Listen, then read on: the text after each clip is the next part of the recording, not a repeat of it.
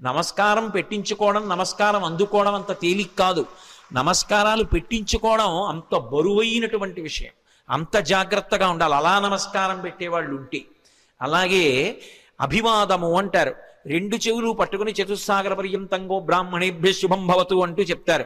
అది చెప్పినప్పుడు పాదాల దగ్గర పట్టుకుని చేతులు మెల్లమెల్లగా పైకి తీసి మోకాళ్ళ దగ్గర పట్టుకుని వంగి చేయి అడ్డు పెట్టుకుని అప్పుడు అభివాదం చెప్పాలి, పేరు చెప్పాలి. పేరు చెప్పారు అంటే అభివాదం చేశారు అంటారు. అలా ఎక్కడ పడితే అక్కడ ఫోన్లోనూ అభివాదాలు చేయకూడదు. అభివాదం చేశారంటే అవతల వారు ప్రశాంతంగా ఉండాలి, మీ గురించి వినడానికి వారు ప్రశాంతంగా ఉంటే అప్పుడు మాత్రమే అభివాదం చేసి చెప్పాలి తప్ప సభలోకి వస్తున్నప్పుడు, సభలో ఏదో ఇక ఉపన్యాసానికి పైకి వెళ్ళిపోయేటప్పుడు అప్పుడు వచ్చి చతుస్సాగర పర్యంతం అని అభివాదాలు మొదలు పెట్టకూడదు. అభివాదం ఎక్కడ చెయ్యాలో అక్కడే చెయ్యాలి. ఏ కారణం చేత కూడా నమస్కారం ఇలా చెయ్యక్కర్లేదు. ఇలా నమస్కారం చెయ్యమని ఏ శాస్త్రంలోనూ లేదు.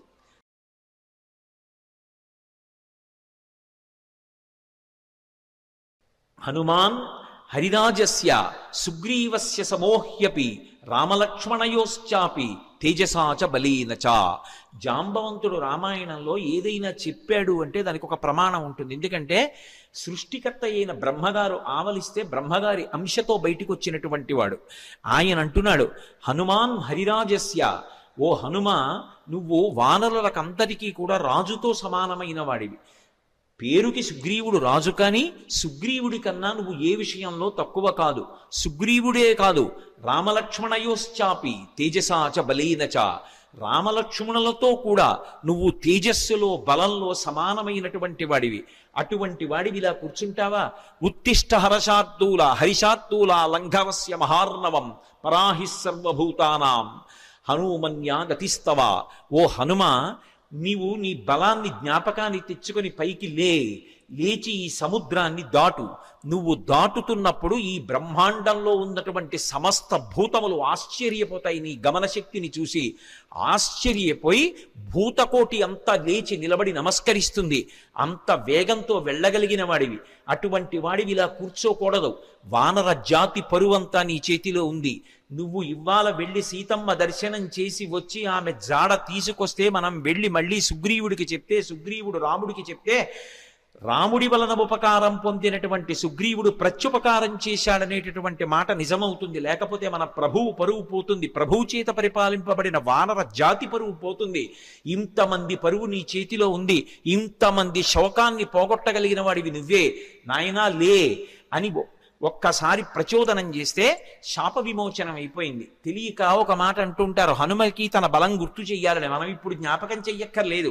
ఎప్పుడో కిష్కింధకాండ చివరిలో సుగ్రీవుడు చేసినటువంటి స్తోత్రం చేత హనుమ యొక్క ఆ శాపమంతా విమోచనం అయిపోయింది. వెంటనే ఆయన తన బలాన్ని తాను జ్ఞాపకానికి తెచ్చుకొని మహేంద్రగిరి మీదకి ఎక్కుతూ అక్కడ నిలబడి ఒక మాట చెప్పారు, నా బలం నాకు జ్ఞాపకానికి వచ్చింది. నాతో సమానంగా వెళ్ళగలిగినటువంటి వాళ్ళు ఇద్దరే. ఒకటి నా తండ్రి వాయుదేవుడు, రెండు గరుత్మంతుడు.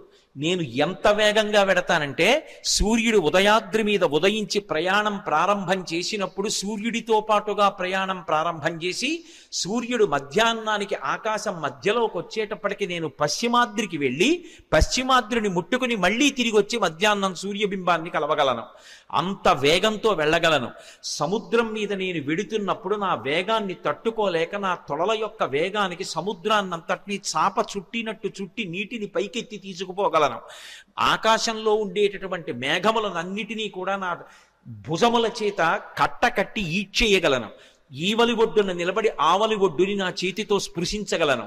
పర్వతములను పైకెత్తి ఆడి వాటిని చూర్ణములను చేయగలను. ఈ భూమినంతటినీ చుట్టతాను.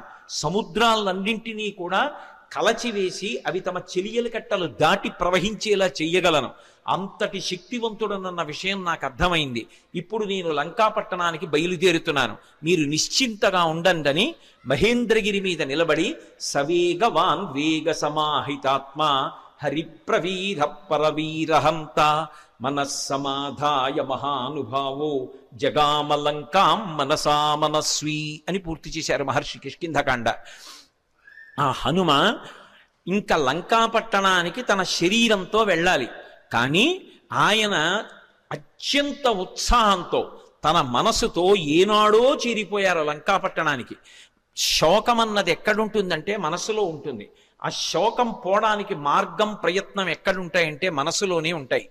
ఆ మనసు పరిపుష్టం కావాలంటే, మళ్ళీ అటువంటి తేజస్సుని పుంజుకోవాలంటే, ఎంత కష్టాన్నైనా దాటగలగాలంటే హనుమ యొక్క అనుగ్రహంతో, సీతారాముల అనుగ్రహంతో మనసు ప్రచోదనం పొందాలంటే సుందరకాండ చదవండి అని చెప్తారు.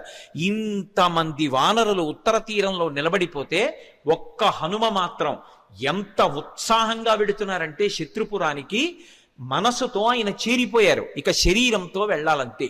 అంత అద్భుతమైనటువంటి రీతిలో ప్రయాణం చేయడానికి ఆ మహేంద్రగిరి మీద నిలబడినటువంటి స్వామి హనుమ యొక్క స్థితిని ఆవిష్కరిస్తూ సుందరకాండ ప్రారంభం అవుతుంది.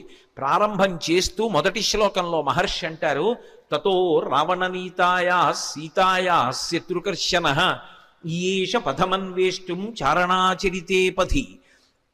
చారణలు ప్రయాణం చేసేటటువంటి మార్గం ఏదుందో ఆ మార్గంలో ప్రయాణం చేసి రావణుడి చేత అపహరింపబడినటువంటి సీతమ్మ జాడ కనిపెట్టడానికి స్వామి హనుమ శత్రుకర్షణుడై సంకల్పమును చేసి ఉన్నారు. ఎవ్వరూ చెయ్యలేనటువంటి సంకల్పం. అవతల దుర్నిరీక్షుడైనటువంటి రాక్షసుడు, అపారమైనటువంటి తపస్సు చేసినవాడు, కాంచనలంకకి అధిపతి, 100 యోజనముల సముద్రాన్ని దాటి వెళ్ళాలి. ఆవలి ఒడ్డున దిగిన దగ్గర నుంచి విచ్చుకత్తులు పట్టుకుని రాక్షసులు నిలబడతారు. ఎవడి తేజస్సు చూసినంత మాత్రం చేత యమధర్మరాజు గారు కూడా కాకిలో దూరి పారిపోయాడో అంతటి మహాతేజస్ సంపన్నుడు. తన జీవితం మొత్తం మీద రామచంద్రమూర్తి చేతిలో చనిపోకముందు అతను ఓడిపోయింది ఇద్దరి చేతిలోనే. ఒకటి వాలి చేతిలో ఓడిపోయాడు, 2 కార్తవీర్యార్జునుడి చేతిలో ఓడిపోయాడు. దిక్పాలకుడిని కూడా ఓడించాడు, దేవతల్ని ఓడించాడు, ఇంద్రుణ్ణి ఓడించాడు. అంతటి శక్తివంతుడు, దుర్నిరీక్షుడు, అసలు చూడ్డం కూడా సాధ్యం కాదు. అంతటి తేజస్సుతో వెలిగిపోతుంటాడు. కొన్ని కోట్ల మంది రాక్షసులు నిరంతరం పరివేష్టించి ఉండి లంకాపట్టణాన్ని కాపలా కాస్తూ ఉంటారు. అటువంటి లంకాపట్టణంలో అతను ప్రాణ సమానంగా భావించి దాచినటువంటి సీతమ్మ యొక్క జాడ కనిపెట్టాలనేటటువంటి సంకల్పం చేసుకుని బయలుదేరుతున్నారంటే అటువంటి సంకల్పం చెయ్యగలిగినటువంటి వాడు వేరొకడు ఎక్కడుంటాడు. అందుకని ఈయేష, ఎంత గొప్ప సంకల్పం చేశారు. అందుకని ఈయేష పథమన్వేష్టం చారణాచరితే పథి. చారణాచరితే పథి అంటే చారణులు అంటే దేవగాయకులు. రామాయణంలోనే అనేక చోట్ల వాళ్ళ ప్రస్తావన వస్తుంది. శంకర భగవత్పాదులు చేసినటువంటి నవరత్నమాలికా స్తోత్రంలో కూడా చారణుల గురించినటువంటి ప్రస్తావన ఉంటుంది. చారణులు ఎప్పుడు శుభవార్తలు చెప్తూ ఉంటారు. సుందరకాండ ప్రారంభమే శుభవార్తలు దేవతలకి చెప్పేటటువంటి చారణుల యొక్క ఒక్కసారి వాళ్ళ స్మరణతో ప్రారంభమవుతుంది. అంటే సుందరకాండ ఎవరు చదువుతున్నారో, ఎవరు వింటున్నారో వాళ్ళు శుభవార్త వింటారు అన్నది అన్యాపదేశంగా వాల్మీకి మహర్షి జాతికి ఇస్తున్నటువంటి అభయం. ఆ చారణులు దేవగాయకులు. వాళ్ళు భూమికి దగ్గరగా తిరుగుతూ ఉంటారు. వారు భూమి మీద దిగరు, ఆకాశ మార్గంలో వెడుతూ ఉంటారు. అంటే స్వామి హనుమ సముద్రం మీద కాకుండా, సముద్రానికి తగలకుండా ఆకాశ మార్గంలో వెళ్ళడానికి నిర్ణయించుకున్నారు అన్నది భావన. ఎందుచేత అంతటి శక్తివంతుడు, అంతటి గమనవేగం కలిగిన వాడు, గరుత్మంతునితో సమానమైన వాడు కాబట్టి ఆయన వెళ్ళగలరు ఆకాశంలో. కాబట్టి తతో రావణనీతాయా సీతాయా శత్రుకర్షణ ఈయేష పథమన్వేష్టం చారణాచరితే పథి. అదే శ్లోకం సంసారం అనేటటువంటి సముద్రాన్ని తరించడానికి ఎటువంటి ఉపాయములను అనుష్ఠిస్తారో అటువంటి ఉపాయములు హనుమ ద్వారా ఆవిష్కరింపబడిన కాండ కాబట్టి అదే శ్లోకాన్ని వేరొక రకంగా అన్వయం అయినప్పుడు హనుమ వలన మాత్రమే మళ్ళీ అందులో ఇంకొక విషయం ఆవిష్కరింపబడుతుంది. ఆయన చారణాచరితే పథి, చారణులు వెళ్ళినటువంటి మార్గంలో వెడుతున్నారు. చరణము అన్న మాట దేనికి అన్వయం అవుతుందంటే ప్రధానంగా వేదంలో ఉండేటటువంటి మంత్రభాగాలు ఉంటాయి. వేదంలో ఉండేటటువంటి మంత్రభాగాలకి సంబంధించినటువంటి విభాగాల్ని చరణములు అని పిలుస్తారు. చారణ చరితేపథి అంటే వేదము చేత చెప్పబడినటువంటి సంప్రదాయబద్ధమైనటువంటి మార్గంలో ప్రయాణం చేసి బ్రహ్మ విద్యాస్వరూపిణి అయినటువంటి సీతమ్మ జాడ తెలుసుకోవడానికి ఒక గొప్ప ఉపాసకుడు ఉపాసన ప్రారంభం చేశాడు. అంతర్ముఖత్వాన్ని, లంక అనబడేటటువంటి ఈ శరీరం లోపలికి వెళ్ళి ఇక్కడే ఉన్నటువంటి సీతమ్మ యొక్క దర్శనానికి వెడుతున్నాడు. అలా వెడుతున్నవాడు మహాసాధకుడు. మహాపురుషుడు.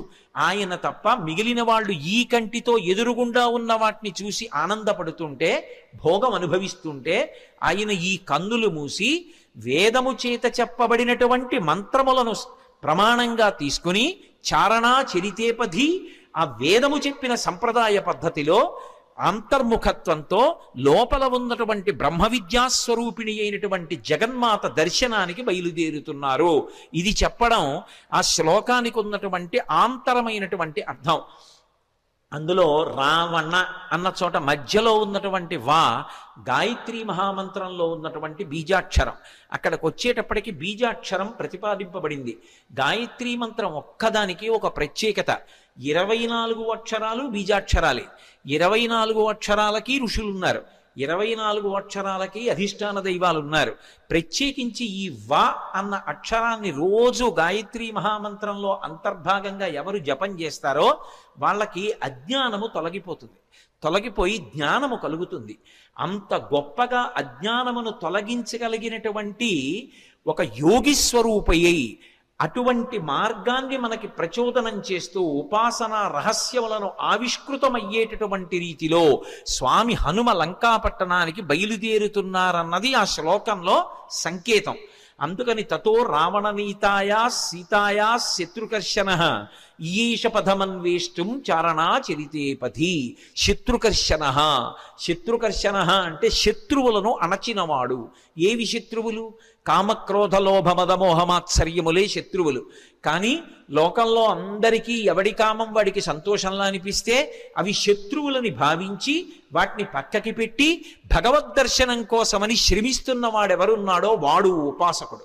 అందుచేత ఆయన శత్రుకర్షణుడైనటువంటి హనుమ బయలుదేరుచున్నారు. ఈ శ్లోకంలో గొప్ప విషయం ఏమిటంటే, అసలు ఎప్పుడూ రామాయణం వినని వాడికి ఈ శ్లోకంతో కథ మొదలుపెట్టారనుకోండి, అందులో హనుమ పేరు లేదు.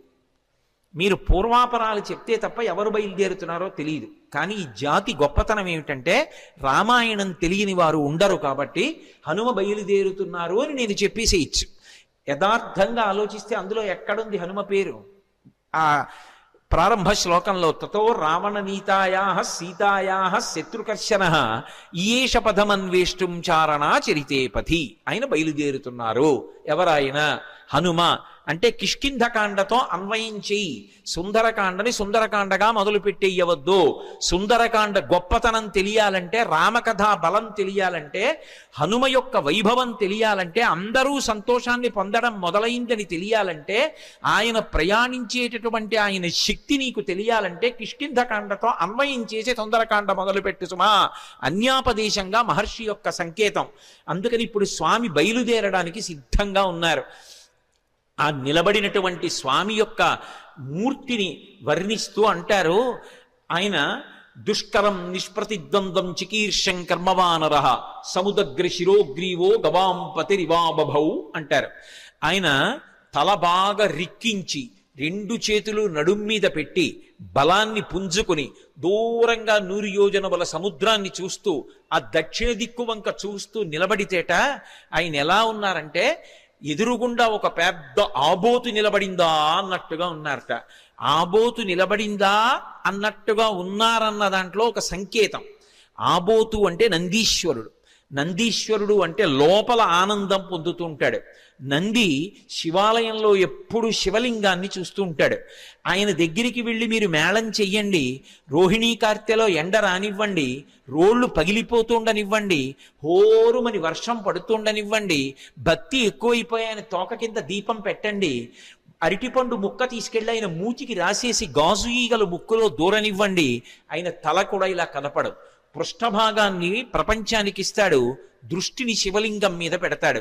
దుష్కరం నిష్ప్రతిద్వందం చికీర్షం కర్మవానర సముదగ్ర శిరోగ్రీవో గవాంపతిరివాబభౌ. అసలు ఆ శ్లోకాన్ని చదవడం కష్టం. అంటే అది సామాన్యమైన విషయం కాదు సుమా, అందరూ చేయగలిగిన విషయం కాదు. కాంచనలంకలో రావణుని చేత బంధీకృత అయినటువంటి సీతమ్మ తల్లి దర్శనం చేస్తానని ధైర్యంగా సంకల్పం చేసి నిలబడగలగడమే అంత తేలికైన విషయం కాదు.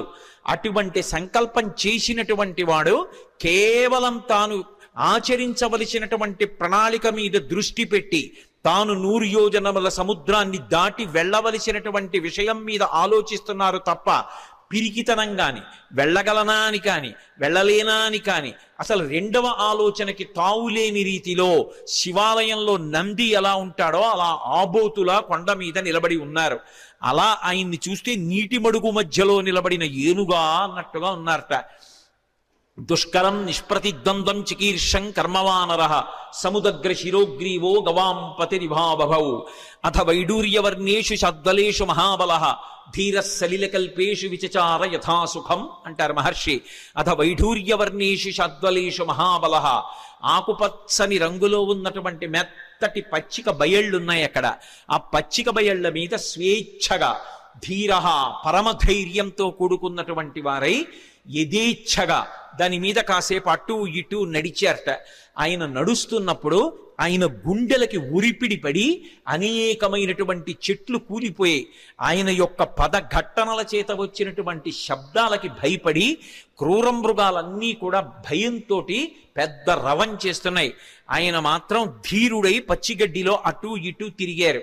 అంటే లౌకికమైనటువంటి భోగములను త్రోసిరాజని శరీరం ఎంత క్లేశం పొందినా ఒకప్పుడు పాతాళలింగం దగ్గర కూర్చుని ధ్యానం చేస్తున్నటువంటి భగవాన్ రమణుల తొడల కింద తేళ్లు జెర్రిలు చేరి కరి చేస్తే నెత్తురు కారిపోయి మాంసం బయటికొచ్చి అట్టలు కట్టినా స్పృహ లేక అన్ని భోగములను విసర్జించి కటిక చీకట్లో ముళ్ళకంపల్లో భగవద్ దర్శనాన్ని అపేక్షిస్తూ ధ్యానమనందు నిలబడిపోయినటువంటి భగవాన్ రమణుల యొక్క స్థితి ఎలా ఉంటుందో అలా సమస్త భోగములను త్రోసిరాజని శరీరం ఎంత క్లేశపడినా భగవద్దర్శనాభిలాషి అయి ఆ లంకాపట్టణాన్ని చేరడానికి సీతామాత దర్శనానికి ఉద్యుక్తులవుతున్నటువంటి హనుమ యొక్క ఆ తిరుగులేనటువంటి విశ్వాసమునకు ఆయన యొక్క నిర్ణయానికి ప్రతీకగా నిలబడినటువంటి ఆ బాహ్య స్థితిని ఆవిష్కరిస్తుంది శ్లోకం.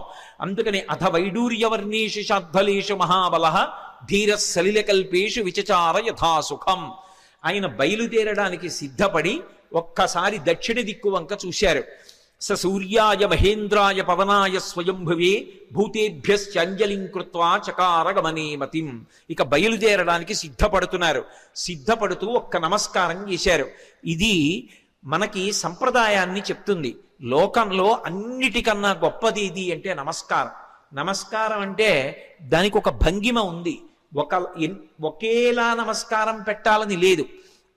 కానీ నమస్కారం ఎలా చేయాలన్నది మాత్రం శాస్త్రం చెప్పింది. ఒకటి, ఇలా 2 చేతులు కలిపి ఇలా బుద్ధిస్థానమైన తల తాటిస్తే 5 కర్మేంద్రియములు 5 జ్ఞానేంద్రియములు బుద్ధి 11ంటిని మీ పాదముల దగ్గర న్యాసం చేశాను. మీరు నన్ను పైకెత్తి నా కర్మేంద్రియములు జ్ఞానేంద్రియములు బుద్ధి కలిసి నేను ఉన్నత పదంలో నడిచేటట్టుగా నన్ను అనుగ్రహించండి అని ఎవరికి నమస్కారం చేశారో వారి మీద మీ భారం పెట్టినట్టు. నమస్కారం చెయ్యడం తేలిక, తెలిసి నమస్కారం చేయడం చాలా కష్టం. తెలిసి నమస్కారం చేసిన వాడిని అనుగ్రహించడానికి అందుకునేటటువంటి వాడికి కర్తవ్యం మరింత పెద్దది ఉంటుంది. ఏదో నమస్కారం చేయడం వేరు, నమస్కారం చేసినటువంటి వాడిని పైకెత్తిన వాడు ఎవరుంటాడో వాడి మీద కర్తవ్యం పెరిగిపోతుంది. వచ్చి పడిపోతారు. నేల మీద పడితే ప్రణిపాతం అంటారు. స్వర్ణదండం ఎలా పడిపోతుందో అలా పడిపోతారు. అలా పడిపోతే దాని అర్థం ఏమిటంటే ఎంత కింద పడిపోవచ్చో అంత కింద పడిపోయాను, ఇంకింతకన్నా కింద పడిపోవడానికి అవకాశం లేదు. మీరు క్రింద పడలేదు, కూర్చునున్నారు, నిలబడి ఉన్నారు. క్రింద పడిన నన్ను పైకెత్తండి అని అడిగినట్టు. క్రింద పడిపోయిన వాడిని ఏం చెయ్యాలి? నోటి మాటతో అయ్యో లేవండి అనాలి, లేదా భుజములు పట్టి పైకెత్తాలి. లేవండి అన్నందుకు, భుజములు పట్టి పైకెత్తినందుకు జీవితంలో కూడా అతన్ని పైకెత్తవలసిన కర్తవ్యం నమస్కారం అందుకున్న వాడి మీద ఉంటుంది. నమస్కారం పెట్టించుకోవడం, నమస్కారం అందుకోవడం అంత తేలిక కాదు. నమస్కారాలు పెట్టించుకోవడం అంత బరువైనటువంటి విషయం. అంత జాగ్రత్తగా ఉండాలి అలా నమస్కారం పెట్టేవాళ్ళు ఉంటే. అలాగే అభివాదము అంటారు. 2 చెవులు పట్టుకుని చతుస్సాగర పర్యంతంగో బ్రాహ్మణేభ్య శుభం భవతు అంటూ చెప్తారు. అది చెప్పినప్పుడు పాదాల దగ్గర పట్టుకుని చేతులు మెల్లమెల్లగా పైకి తీసి మోకాళ్ళ దగ్గర పట్టుకుని వంగి చేయి అడ్డు పెట్టుకుని అప్పుడు అభివాదం చెప్పాలి, పేరు చెప్పాలి. పేరు చెప్పారు అంటే అభివాదం చేశారు అంటారు. అలా ఎక్కడ పడితే అక్కడ ఫోన్లోనూ అభివాదాలు చేయకూడదు. అభివాదం చేశారంటే అవతల వారు ప్రశాంతంగా ఉండాలి. మీ గురించి వినడానికి వారు ప్రశాంతంగా ఉంటే అప్పుడు మాత్రమే అభివాదం చేసి చెప్పాలి తప్ప, సభలోకి వస్తున్నప్పుడు, సభలో ఏదో ఇక ఉపన్యాసానికి పైకి వెళ్ళిపోయేటప్పుడు అప్పుడు వచ్చి చతుస్సాగర పర్యంతం అని అభివాదాలు మొదలు పెట్టకూడదు. అభివాదం ఎక్కడ చెయ్యాలో అక్కడే చెయ్యాలి. ఏ కారణం చేత కూడా నమస్కారం ఇలా చెయ్యక్కర్లేదు. ఇలా నమస్కారం చెయ్యమని ఏ శాస్త్రంలోనూ లేదు. అలా చెయ్యక్కర్లేదు నమస్కారం. నమస్కారం అంటే అలాగే చెయ్యాలి. నమః, నేను కాదు అని అలా చేసినటువంటి నమస్కారం ఏది ఉంటుందో ఆ నమస్కారం ఒక్కటి తెలిసి చేసినంత మాత్రం చేత జీవితంలో అందుకోవలసినటువంటి స్థితికి వెళ్ళిపోతాడు. మొట్టమొదట సంప్రదాయంలో నమస్కారం ఎవరికి అందాలంటే గురువు గారికి అందాలి. అందుకే ఆ నమస్కారం ఎప్పుడు చేస్తారంటే నిద్రమంచం నుంచి లేచి లేవగానే కుడికాలు కింద పెట్టేటప్పుడు సముద్రవసనీదేవి పర్వత స్తనమండలే విష్ణుపత్ని నమస్తుభ్యం పాదాహతిం క్షమస్వమే అని భూదేవి మీద కాలు పెడుతున్నాను కాబట్టి అమ్మ దిక్కు లేక కాలు పెడుతున్నాను క్షమించమని కాలు పెట్టి నిలబడగానే నేల మీద పడిపోవాలి. అది పడక గది కానివ్వండి, ఏది కానివ్వండి, నేల మీద పడి గురువుగారి పాదాలు స్మరించాలి. గురువుగారు వచ్చి ఎదురుగుండా నిలబడ్డారని భావన చేసి గురువుగారికి నమస్కారం చేసి లేచి నిలబడాలి. అందుకని గురువు గారితో ప్రారంభం. ఏది మొదలు పెట్టండి, గురువు గారికి వందనం చేసి మొదలు పెడతారు. గురువు గారే నా చేత చేయిస్తున్నారని. మళ్ళీ అయిపోయిన తరువాత గురుమండలానికి అంతటికీ నమస్కారం. అదే మంగళాశాసన పరై మదాచార్య పురోగమై అని గురువుకి నమస్కారం చేసి పూర్తి చేస్తారు. మొట్టమొదట గురువుకి నమస్కారం చేయాలి. గురువు చేసిన ఉపకారం చెయ్యగలిగిన వాడు లోకంలో ఎవ్వరు ఉండడు. తల్లిదండ్రులు కూడా శరీరాన్ని ఇస్తారు, మళ్ళీ శరీరంలోకి రావలసిన అవసరం లేని జ్ఞానం ఇవ్వగలిగిన వాడు గురువు ఒక్కడే. అటువంటి గురువుకి నమస్కారం చెయ్యడం వినా అసలు మనం చెయ్యగలిగినది ఇంకొకటి ఉండదు. ఎందుకంటే గురువుకి ఈశ్వరుడు తప్ప ఇంకేం అక్కర్లేదు. అటువంటి గురువుకి మీరేం పట్టుకొచ్చిస్తారు? అంతటా నిండిపోయినటువంటి మనసు కలిగినటువంటి గురువుకి పంచల చాపు నీయగలిగిన సాలెవాడు ఈ భూమి మీద పుట్టలేదు. గురువుకి చేసేది నమస్కారం ఒక్కటే. అందుకే రుక్మిణీదేవి అంటుంది భాగవతంలో, జలజాతిక్షణు తోడి తెచ్చితివి నా సందేశముంచెప్పి నను నిలువం పెట్టితివి నీ కృపన్ బ్రతికితిన్ నీకన్న పుణ్యాత్మకుల్ కలరే దీనికి నీకున్ ప్రత్యుపకృతిన్ చేయంగనేనేర అంజలి ఘటించదభుసురాన్వయమణి సద్బంధు చింతామణి అంటుంది. అంజలి అంటే రెండు చేతులు ఇలా పెట్టి నమస్కరిస్తే అంజలి పట్టారు అంటారు. అంజలి ఘటించదభుసురాన్వయమణి సద్బంధు చింతామణి అంటుంది. గురువు గారిని తలుచుకుని నమస్కారం చెయ్యకుండా ఏ కార్యం చెయ్యకూడదు. శ్రీ గురుభ్యో నమః అని ప్రారంభం. అందుకే హనుమ సంప్రదాయాన్ని నేర్పుతున్నారు, లేదా రామాయణము వేదోపబృంహణము మనం ఎలా బ్రతుకాలో నేర్పుతుంది. సూర్యాయ, సూర్యభగవానుడికి నమస్కారం. వెడుతున్న కార్యం లంకాపట్టణానికి వెళ్ళి సీతమ్మను అన్వేషించాలి. శరీరంలో అవయవాలకు బలం ఉండాలి, అవతల శత్రువుల్ని మర్దించాలి, రావణుడితో మాట్లాడాలి, సీతమ్మ దర్శనం చెయ్యాలి. దీనికి ఇంద్రియములన్నిటికీ కూడా పటుత్వం ఉండాలి.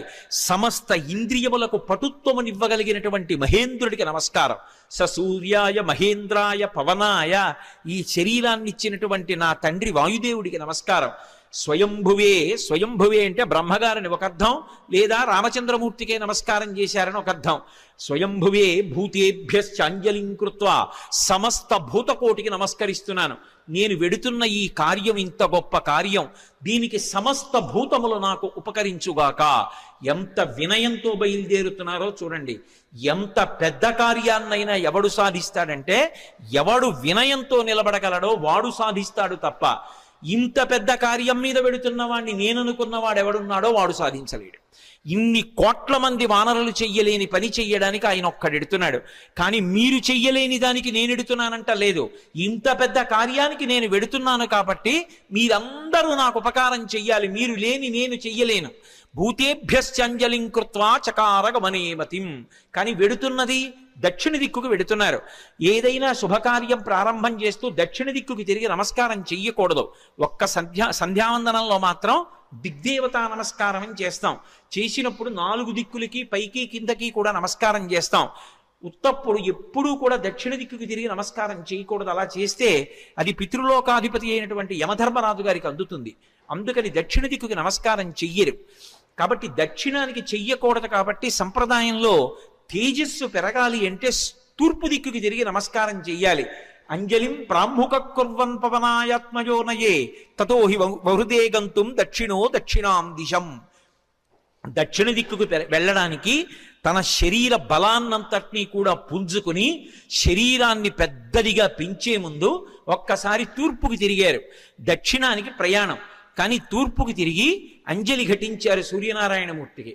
అంజలి ఘటించి తన తండ్రి అయినటువంటి వాయుదేవుడికి ఇంకొక్క మారు నమస్కారం చేశారు.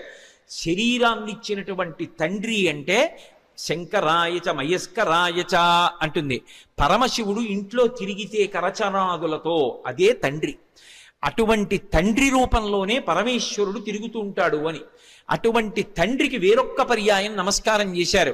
అంజలిం ప్రముఖ కుర్వన్ పవనాయత్మయోనయే తతో హి వృతే గంతుం దక్షిణో దక్షిణాం దిశం. ఇప్పుడు ఇక బయలుదేరాలి. పెద్ద శరీరాన్ని పర్వతంలా పెంచారు.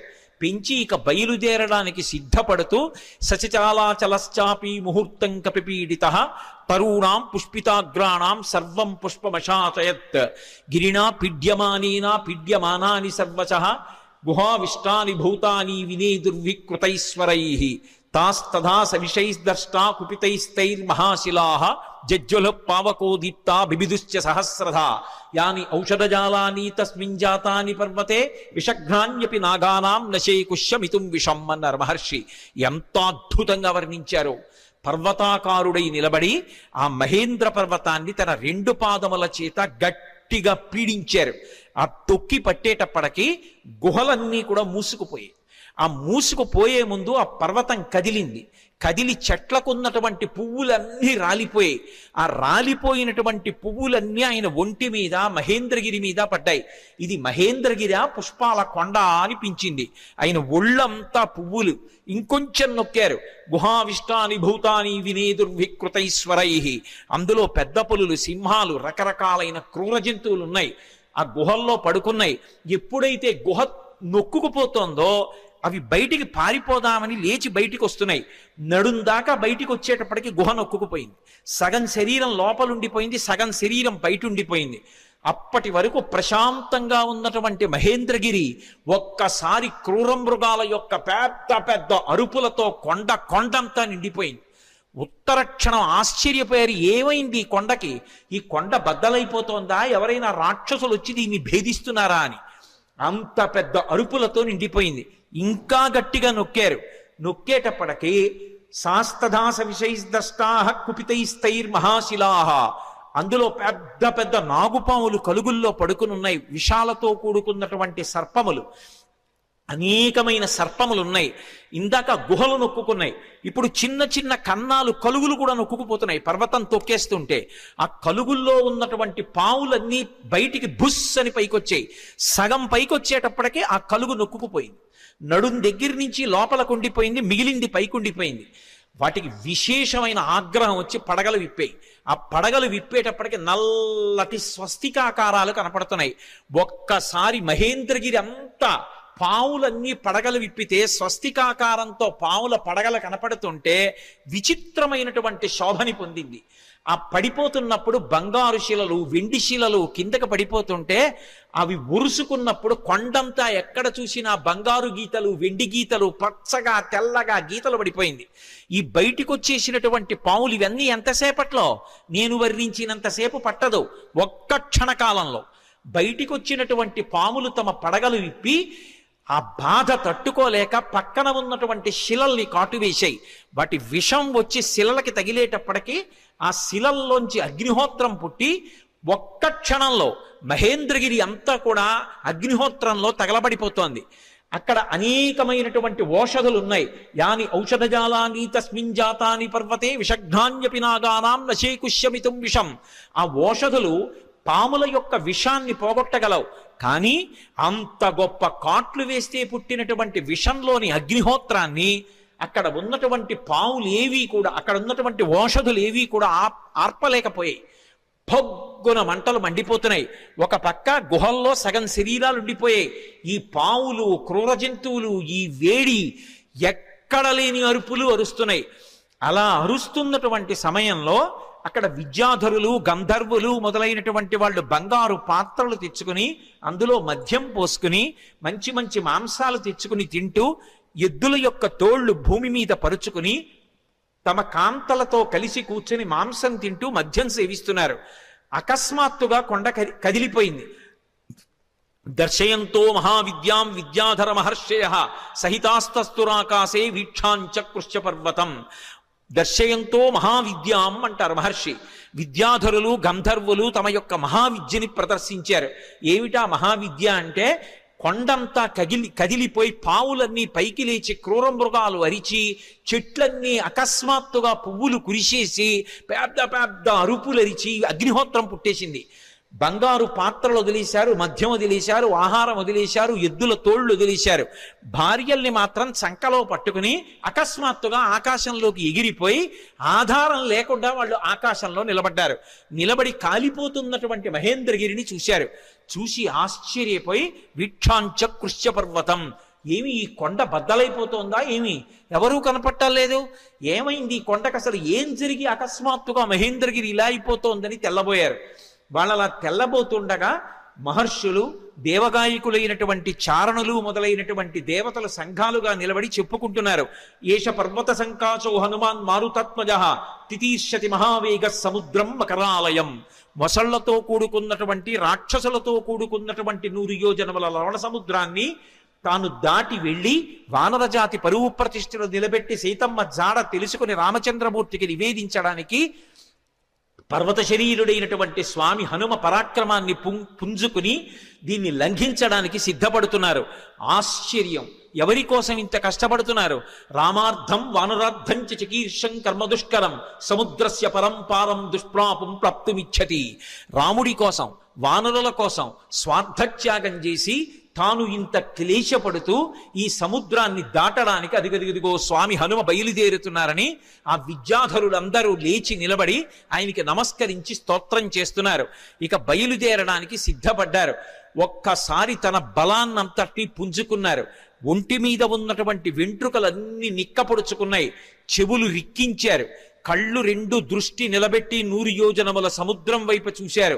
సచిచాలాచలశ్చాపి ముహూర్తం కపిపీడిత అని దుదివేచ సరోమాణి చకంపే చాచలోపమః బాహూసం స్తంభయామాస మహాపరిగసన్నిభౌ సపారచ కపికట్యాం చరణౌ సంచుకూచ.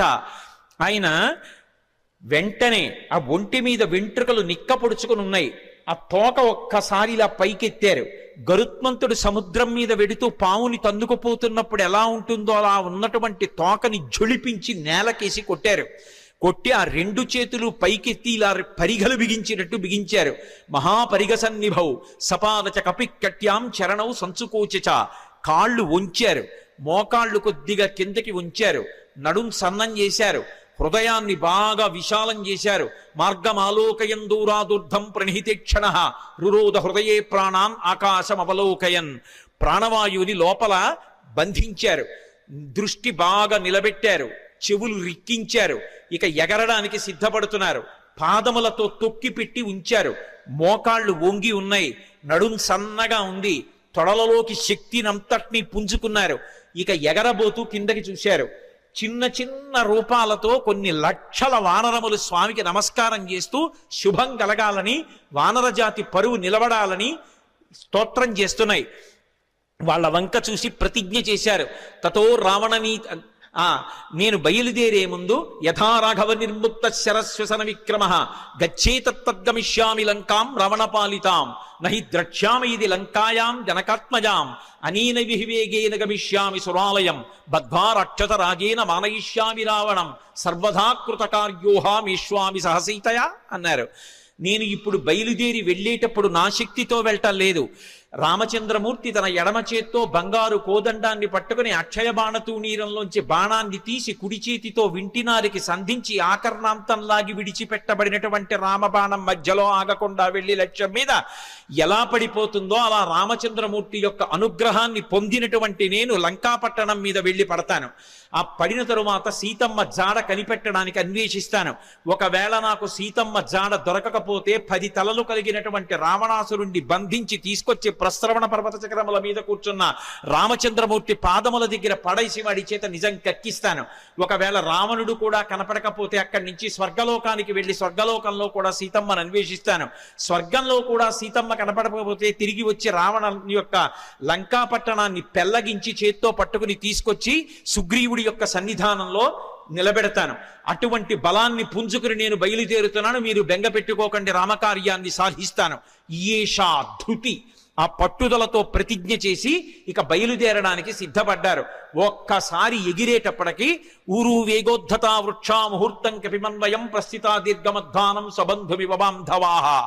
ఆయన ఒక్కసారి సముద్రం మీదకి ఏటవాలుగా తెల్లవారుజాము కాలంలో ఎగిరితే కొన్ని వందల సంవత్సరముల నుంచి ఆ పర్వతం మీద పెరుగుతున్నటువంటి మహావృక్షములు కూడా కూకటి వేళ్లతో సహా పెకలింపబడి ఆయన తొడల వేగానికి ఆయనతో పాటుగా వెళ్ళి కొంత దూరం వెళ్ళిన తరువాత ఇక ఆ వేగంతో వెళ్ళలేక సముద్రంలో పడిపోయాయి. చిన్న చిన్న చెట్లు చాలా దూరం వెళ్ళాయి.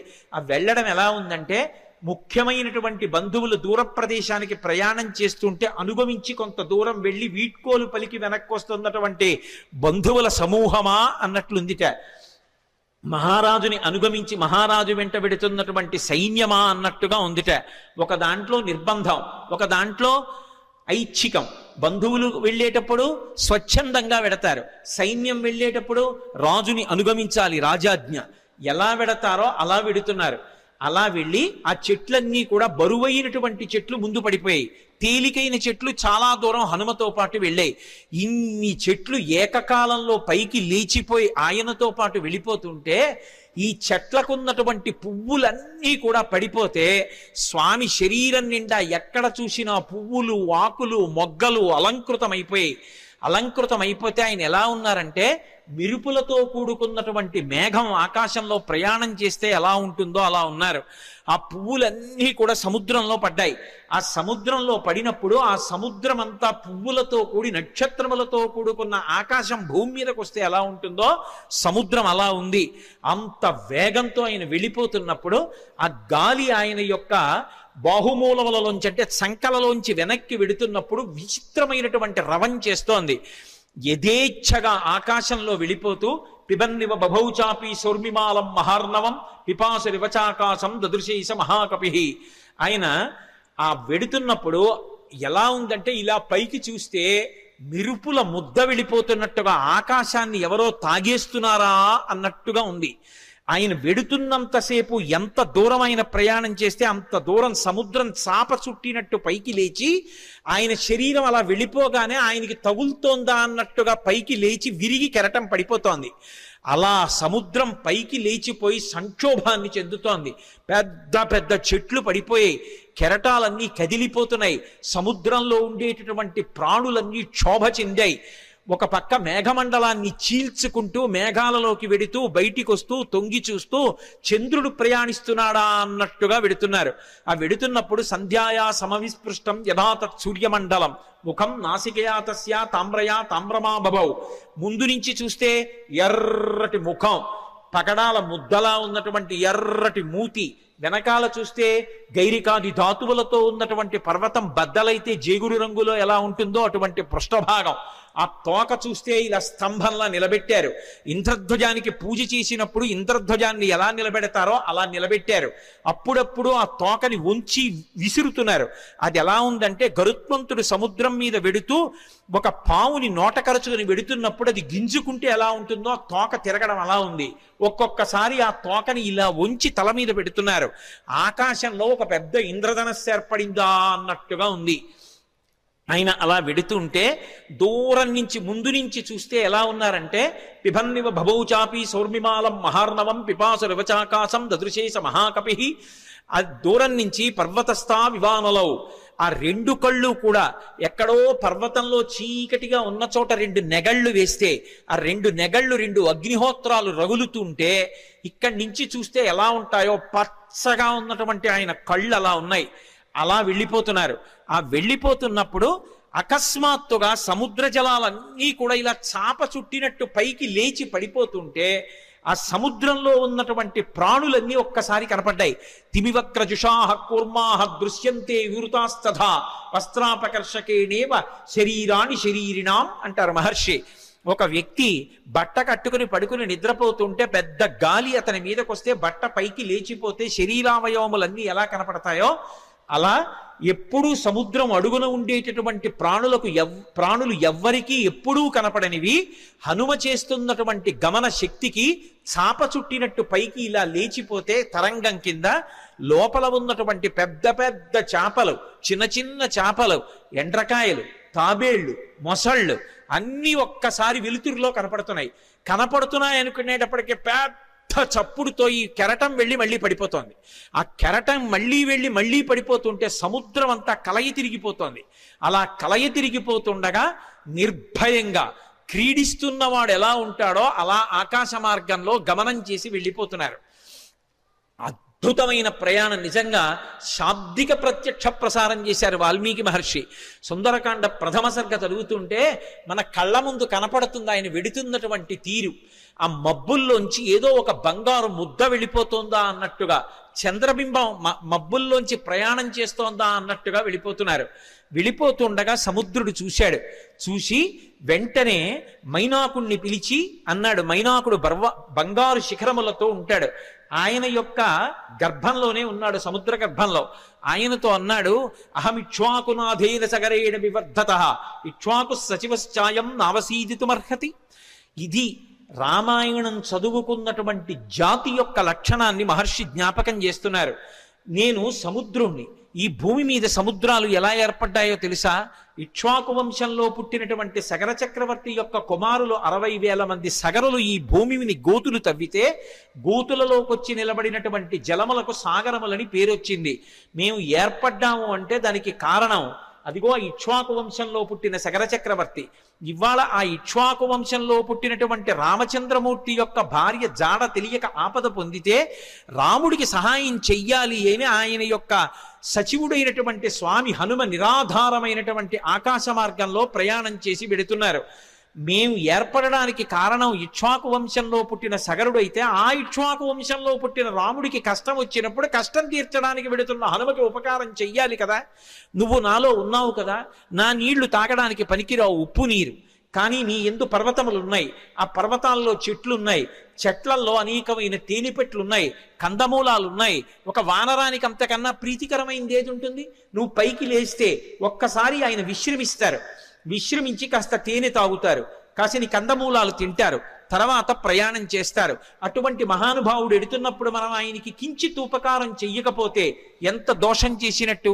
పాతాళ శాప్రమేయస్య ద్వారమావృత్య తిష్టసి తిర్యగోత్వమలశ్చైవా శక్తిస్తే శైలవర్ధితం. నువ్వు ఈ సముద్రంలో పడిపోయినప్పుడు పాతాళలోకం నుంచి రాక్షసులు పైకొచ్చేటటువంటి బిలానికి అడ్డంగా పడ్డావు ద్వారానికి, కాబట్టి రాక్షసులు పైకి రాలేరు. కానీ నీకు ఒక శక్తి ఉంది, నువ్వు పైకి పెరగలవు, పక్కలకి పెరగలవు, కిందకి వెళ్ళగలవు. కాబట్టి పైకి లే, స్వామి హనుమ వస్తున్నారు, తొందరగా లే.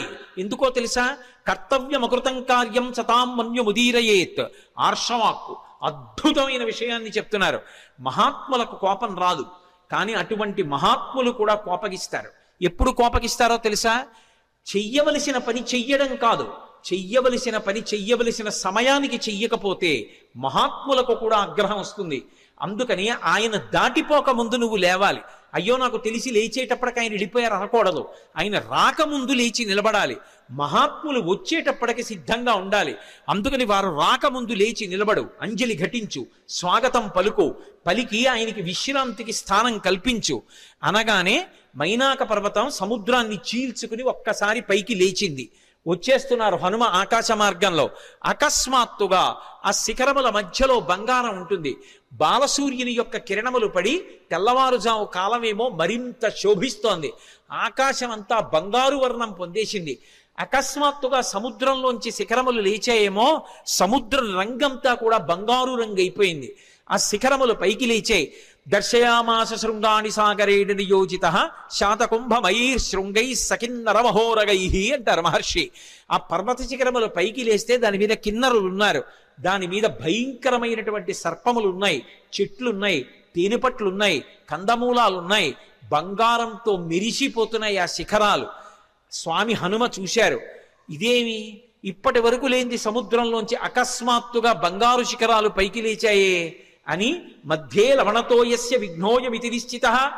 అకస్మాత్తుగా సముద్రంలోంచి బంగారు శిఖరాలు పైకి లేచాయంటే ఇది నేను చేస్తున్నటువంటి పనికి, నేను వెడుతున్న కార్యానికి విఘ్నం, నేను ఆగకూడదు అని వరసాపాతయామాస జీమూత వివమారుత తన వక్షస్థలంతో కొట్టారు శిఖరాల్ని. అవి చూర్ణములై పొడి అయిపోయి పడిపోయాయి. సముద్రంలో పడిపోగానే ఒక్కసారి మైనాకుడు పురుష రూపాన్ని దాల్చి నిలబడ్డాడు. అంతరిక్షస్థిత శ్రీమాన్ ఇదం వచనమబ్రవీత్. ఆకాశంలో నిలబడి స్వామి హనుమతో మాట్లాడుతున్నాడు. మహానుభావ, కృతీచ ప్రతికర్తవ్యం ఏషధర్మ సనాతన సోయం తత్ ప్రతికారార్థి తత్వసమ్మానమర్హతి అతిథి కిల పూజార్హ ప్రకృతోపి విజానత. ఈ జాతికి ఒక లక్షణం ఉంది, ఉపకారం చేసిన వాడికి ప్రత్యుపకారం చెయ్యాలి. ఒక ఉపకారాన్ని పొంది తిరిగి ప్రత్యుపకారం చెయ్యకుండా ఉపకారాన్ని మరిచిపోయిన వాడు ఎవరుంటాడో వాడు కృతఘ్నుడు. అటువంటి కృతఘ్నుడికి నిష్కృతి లేదు.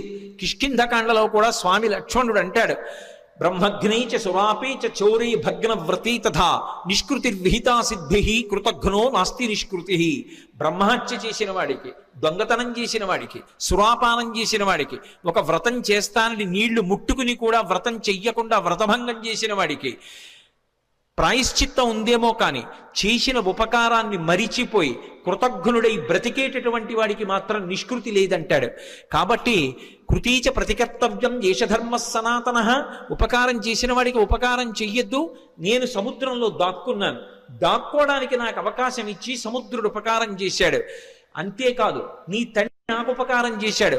ఒకానొకప్పుడు పర్వతాలకన్నిటికీ కృతయుగంలో రెక్కలుండేవి. పర్వతములు ఎగిరి వెళ్ళి ఎక్కడ కావాలంటే అక్కడ దిగేవి. అలా దిగుతున్నప్పుడు గ్రామాలకి గ్రామాలు, మునివాటికలు నశించిపోతుండేవి. అందరూ హాహాకారాలు చేస్తే దేవేంద్రుడు తన వజ్రాయుధంతో పర్వతాలకు ఉండేటటువంటి రెక్కలు తరిగేశాడు. అలా తరిగేస్తున్నప్పుడు నా రెక్కలు కూడా తరిగేస్తాడని నేను భయపడి భయంతో రెక్కలు ఉన్నా ఎగరలేక ఉండిపోయాను. అప్పుడు నీ తండ్రి వాయుదేవుడు చూశాడు, మిత్రత్వాన్ని పాటించి అయ్యో రెక్కలున్నా ఎగరలేకపోతున్నాడని నన్ను ఎత్తి ఇంద్రుడికి కనపడకుండా తీసుకొచ్చి సముద్రంలో పడేశాడు. నేను వెళ్ళి రాక్షసుడు పైకొచ్చేటటువంటి బిలమార్గానికి అడ్డుగా పడ్డాను. ఇంద్రుడు ఓరకంట చూసి పోనీలే భయంతో కదలడు కాబట్టి బిలమార్గం మూసుకుంది, రాక్షసులు పైకి రారు, ఉభయత్రా ఉపకారం జరుగుతుందని ఊరుకున్నాడు. రెక్కలున్నా కదలలేక ఆనాటి నుంచి ఈనాటి వరకు సముద్రంలో పడున్నాను. నీ తండ్రి వాయుదేవుడు నాకు ఉపకారం చేశాడు. ఆ తండ్రికి కొడుకువి నువ్వు.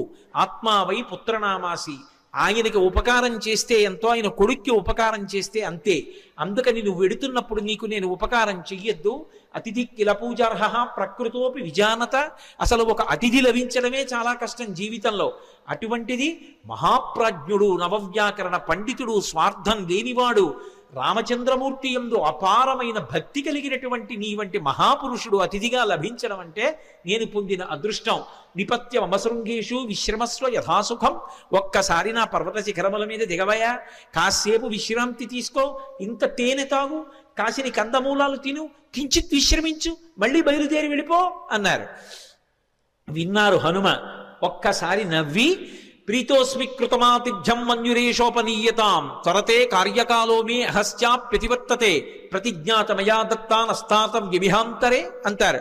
ప్రీతోస్మి కృతమాతిథ్యం, చాలా సంతోషం, మీరు నాకు ఆతిథ్యం ఇచ్చినట్టే, మీరు నాకు అన్నీ పెట్టినట్టే. కానీ అన్యురేషోపనీయతాం, మన్యువు పెట్టుకోకండి, అంటే కోపం పెట్టుకోకండి మనసులో.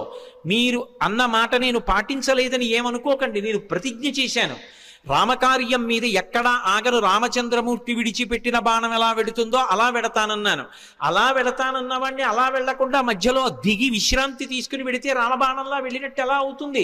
ఇది హనుమ యొక్క ప్రజ్ఞ. అంతటి ప్రాజ్ఞుడైన, అంత శక్తివంతుడైన కేవలం నా ప్రయత్నం చేత సాధిస్తాననరు. రామచంద్రమూర్తి యొక్క సహాయం కావాలి. యథా రాఘవ నిర్ముక్త శరస్వసన విక్రమ, రాముడు వదిలిన బాణంలా వెడతాను. రామానుగ్రహం ఉండాలి. ఎవడైనా జీవితంలో వృద్ధిలోకి రావాలనుకున్నవాడు తాను చెయ్యవలసిన పని తాను చేస్తూ, తన ప్రయత్నం తాను చేస్తూ, ప్రయత్నానికి పక్కన భగవంతుని యొక్క అండదండలు కూడా కలగాలని కోరుకోవాలి. భగవంతుని యొక్క ఏ అనుగ్రహం లేకుండా కేవలం తన ప్రయత్నం వలన సాధిస్తాననుకోవడం మూర్ఖత్వం. ఎప్పుడూ అలా సాధించలేడు. ఈశ్వరుని యొక్క అనుగ్రహం తోడు కావాలి. అందుకే నేను కాదు, రాముడు విడిచిన బాణంలా వెడతాను, రామానుగ్రహం నా యందు నిలబడాలన్నారు. అందుకే మహానుభావుడు నేను రామబాణంలా వెడతానని ప్రతిజ్ఞ చేసి మధ్యలో ఆగలేను. అవతల వేళ దాటిపోతోంది, తొందరగా వెళ్ళాలి. ఏమనుకోకండి, ఎంత మర్యాదగా మాట్లాడతారో. ఒక్కసారి ముట్టుకున్నారు, ప్రీతో స్వీకృతమాతిథ్యం, మీరు నాకు ఆతిథ్యం ఇచ్చినట్టే. ఒక్కసారి ఇలా చెయ్యి వేశారు, ముందుకి దాటి వెళ్ళిపోయారు. సమస్త భూతములు ఆశ్చర్యపోయే, ఏమి ప్రజ్ఞావంతుడు! ఉపాసకుడు ముందు దైవాన్ని ఉపాసన చేయడం మొదలు పెట్టగానే ముందొచ్చేటటువంటి ప్రతిబంధకం ఏమిటంటే నమస్కారం. వద్దు మహాప్రభో అన్నా సరే వచ్చి కాళ్ళ మీద పడిపోతారు. ఎక్కడ కనబడితే అక్కడ నమస్కారాలు చేస్తారు. ఇవన్నీ బానే ఉన్నాయి, నా అంతవాడు ఎవడుంటాడని లోకంలో అనుకున్నాడో చతికిల పడి జారిపోతాడు. కాదు కాదు, ఇవన్నీ నమస్కారాలు ఈశ్వరుడికి చెందుతాయి. నేనంతటి వాడిని నిమిత్త మాత్రం అనుకున్నవాడు ఎవరున్నాడో వాడు వృద్ధిలోకి వస్తాడు. అందుకే మైనాకుడంతటి వాడు బంగారు శిఖరములతో పైకొచ్చిన ముట్టుకుని మర్యాదగా వెళ్ళిపోయారు తప్ప అక్కడ దిగలేదు, నిలబడలేదు. ముందుకెళ్ళిపోయారు. చూశారు, మహర్షులు చూశారు, గంధర్వులు చూశారు, కిన్నెర కింపురుషులు చూశారు, సిద్ధులు చూశారు, సాధ్యులు చూశారు. గబగబా నాగమాత సురస దగ్గరికి వెళ్ళారు.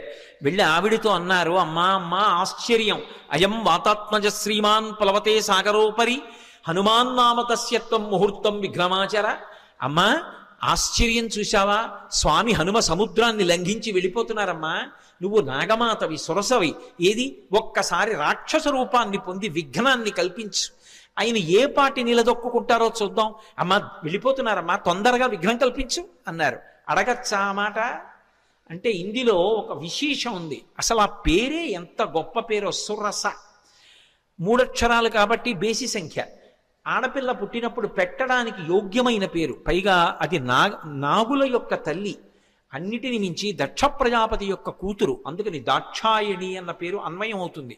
ఆవిడ సామాన్యురాలు కాదు, అంత గొప్ప తల్లి. అందుకే సురస అని పేరు పెట్టారు. ఒక రకమైనటువంటి ఓషధికి ఈ పేరుకి అన్వయం అయ్యేటటువంటి పేరుతో పిలవడం అనేటటువంటిది లోకంలో సంప్రదాయంగా ఉంది. నాగసుగంధి అని. సురస 3 అక్షరాలు. అసలు ఆ పేరు పిలవడమే ఎంత అందంగా ఉంటుందో చూడండి. మంచి రసము, సురస. సురస ఎవరు, నాగమాత ఎవరు, ఎందుకు వచ్చింది? అసలు ఆవిడ్ని ఎందుకు తీసుకొచ్చారు దేవతలు? ఆవిడ్ని ఎందుకు తీసుకొచ్చారు సిద్ధులు, సాధ్యులు, యక్షులు, గంధర్వులు, కిన్నెరుడు, కింపురుషులు? అంటే ఈ సురస ఎవరో కాదు, కశ్యప ప్రజాపతి భార్యలలో ఒకటి అయినటువంటి కద్రువ. మీరు పూర్వం మహాభారతంలో ఆదిపర్వంలో ప్రారంభం కథ అదే. వినతా కద్రువుల కథ విని ఉంటారు. కద్రువ వినత యందు అసూయ చెందింది. అసూయ చెంది వినతతో దాస్యం చేయించుకోవడమని ఇంద్రుడి యొక్క ఉచ్చైశ్రవం అనేటటువంటి తోకకి పాము చుట్టుకునేటట్టుగా చేసింది. పాములన్నీ ఆమె పిల్లలు, అందుకే ఆమె నాగమాత. రామాయణంలో నాగమాత సురస అంటారు. ఆ కద్రువ గరుత్మంతుణ్ణి పరీక్షించింది. వినతకి కుమారుడుగా గరుత్మంతుడు వచ్చాడు, అందుకే వైనతేయుడు.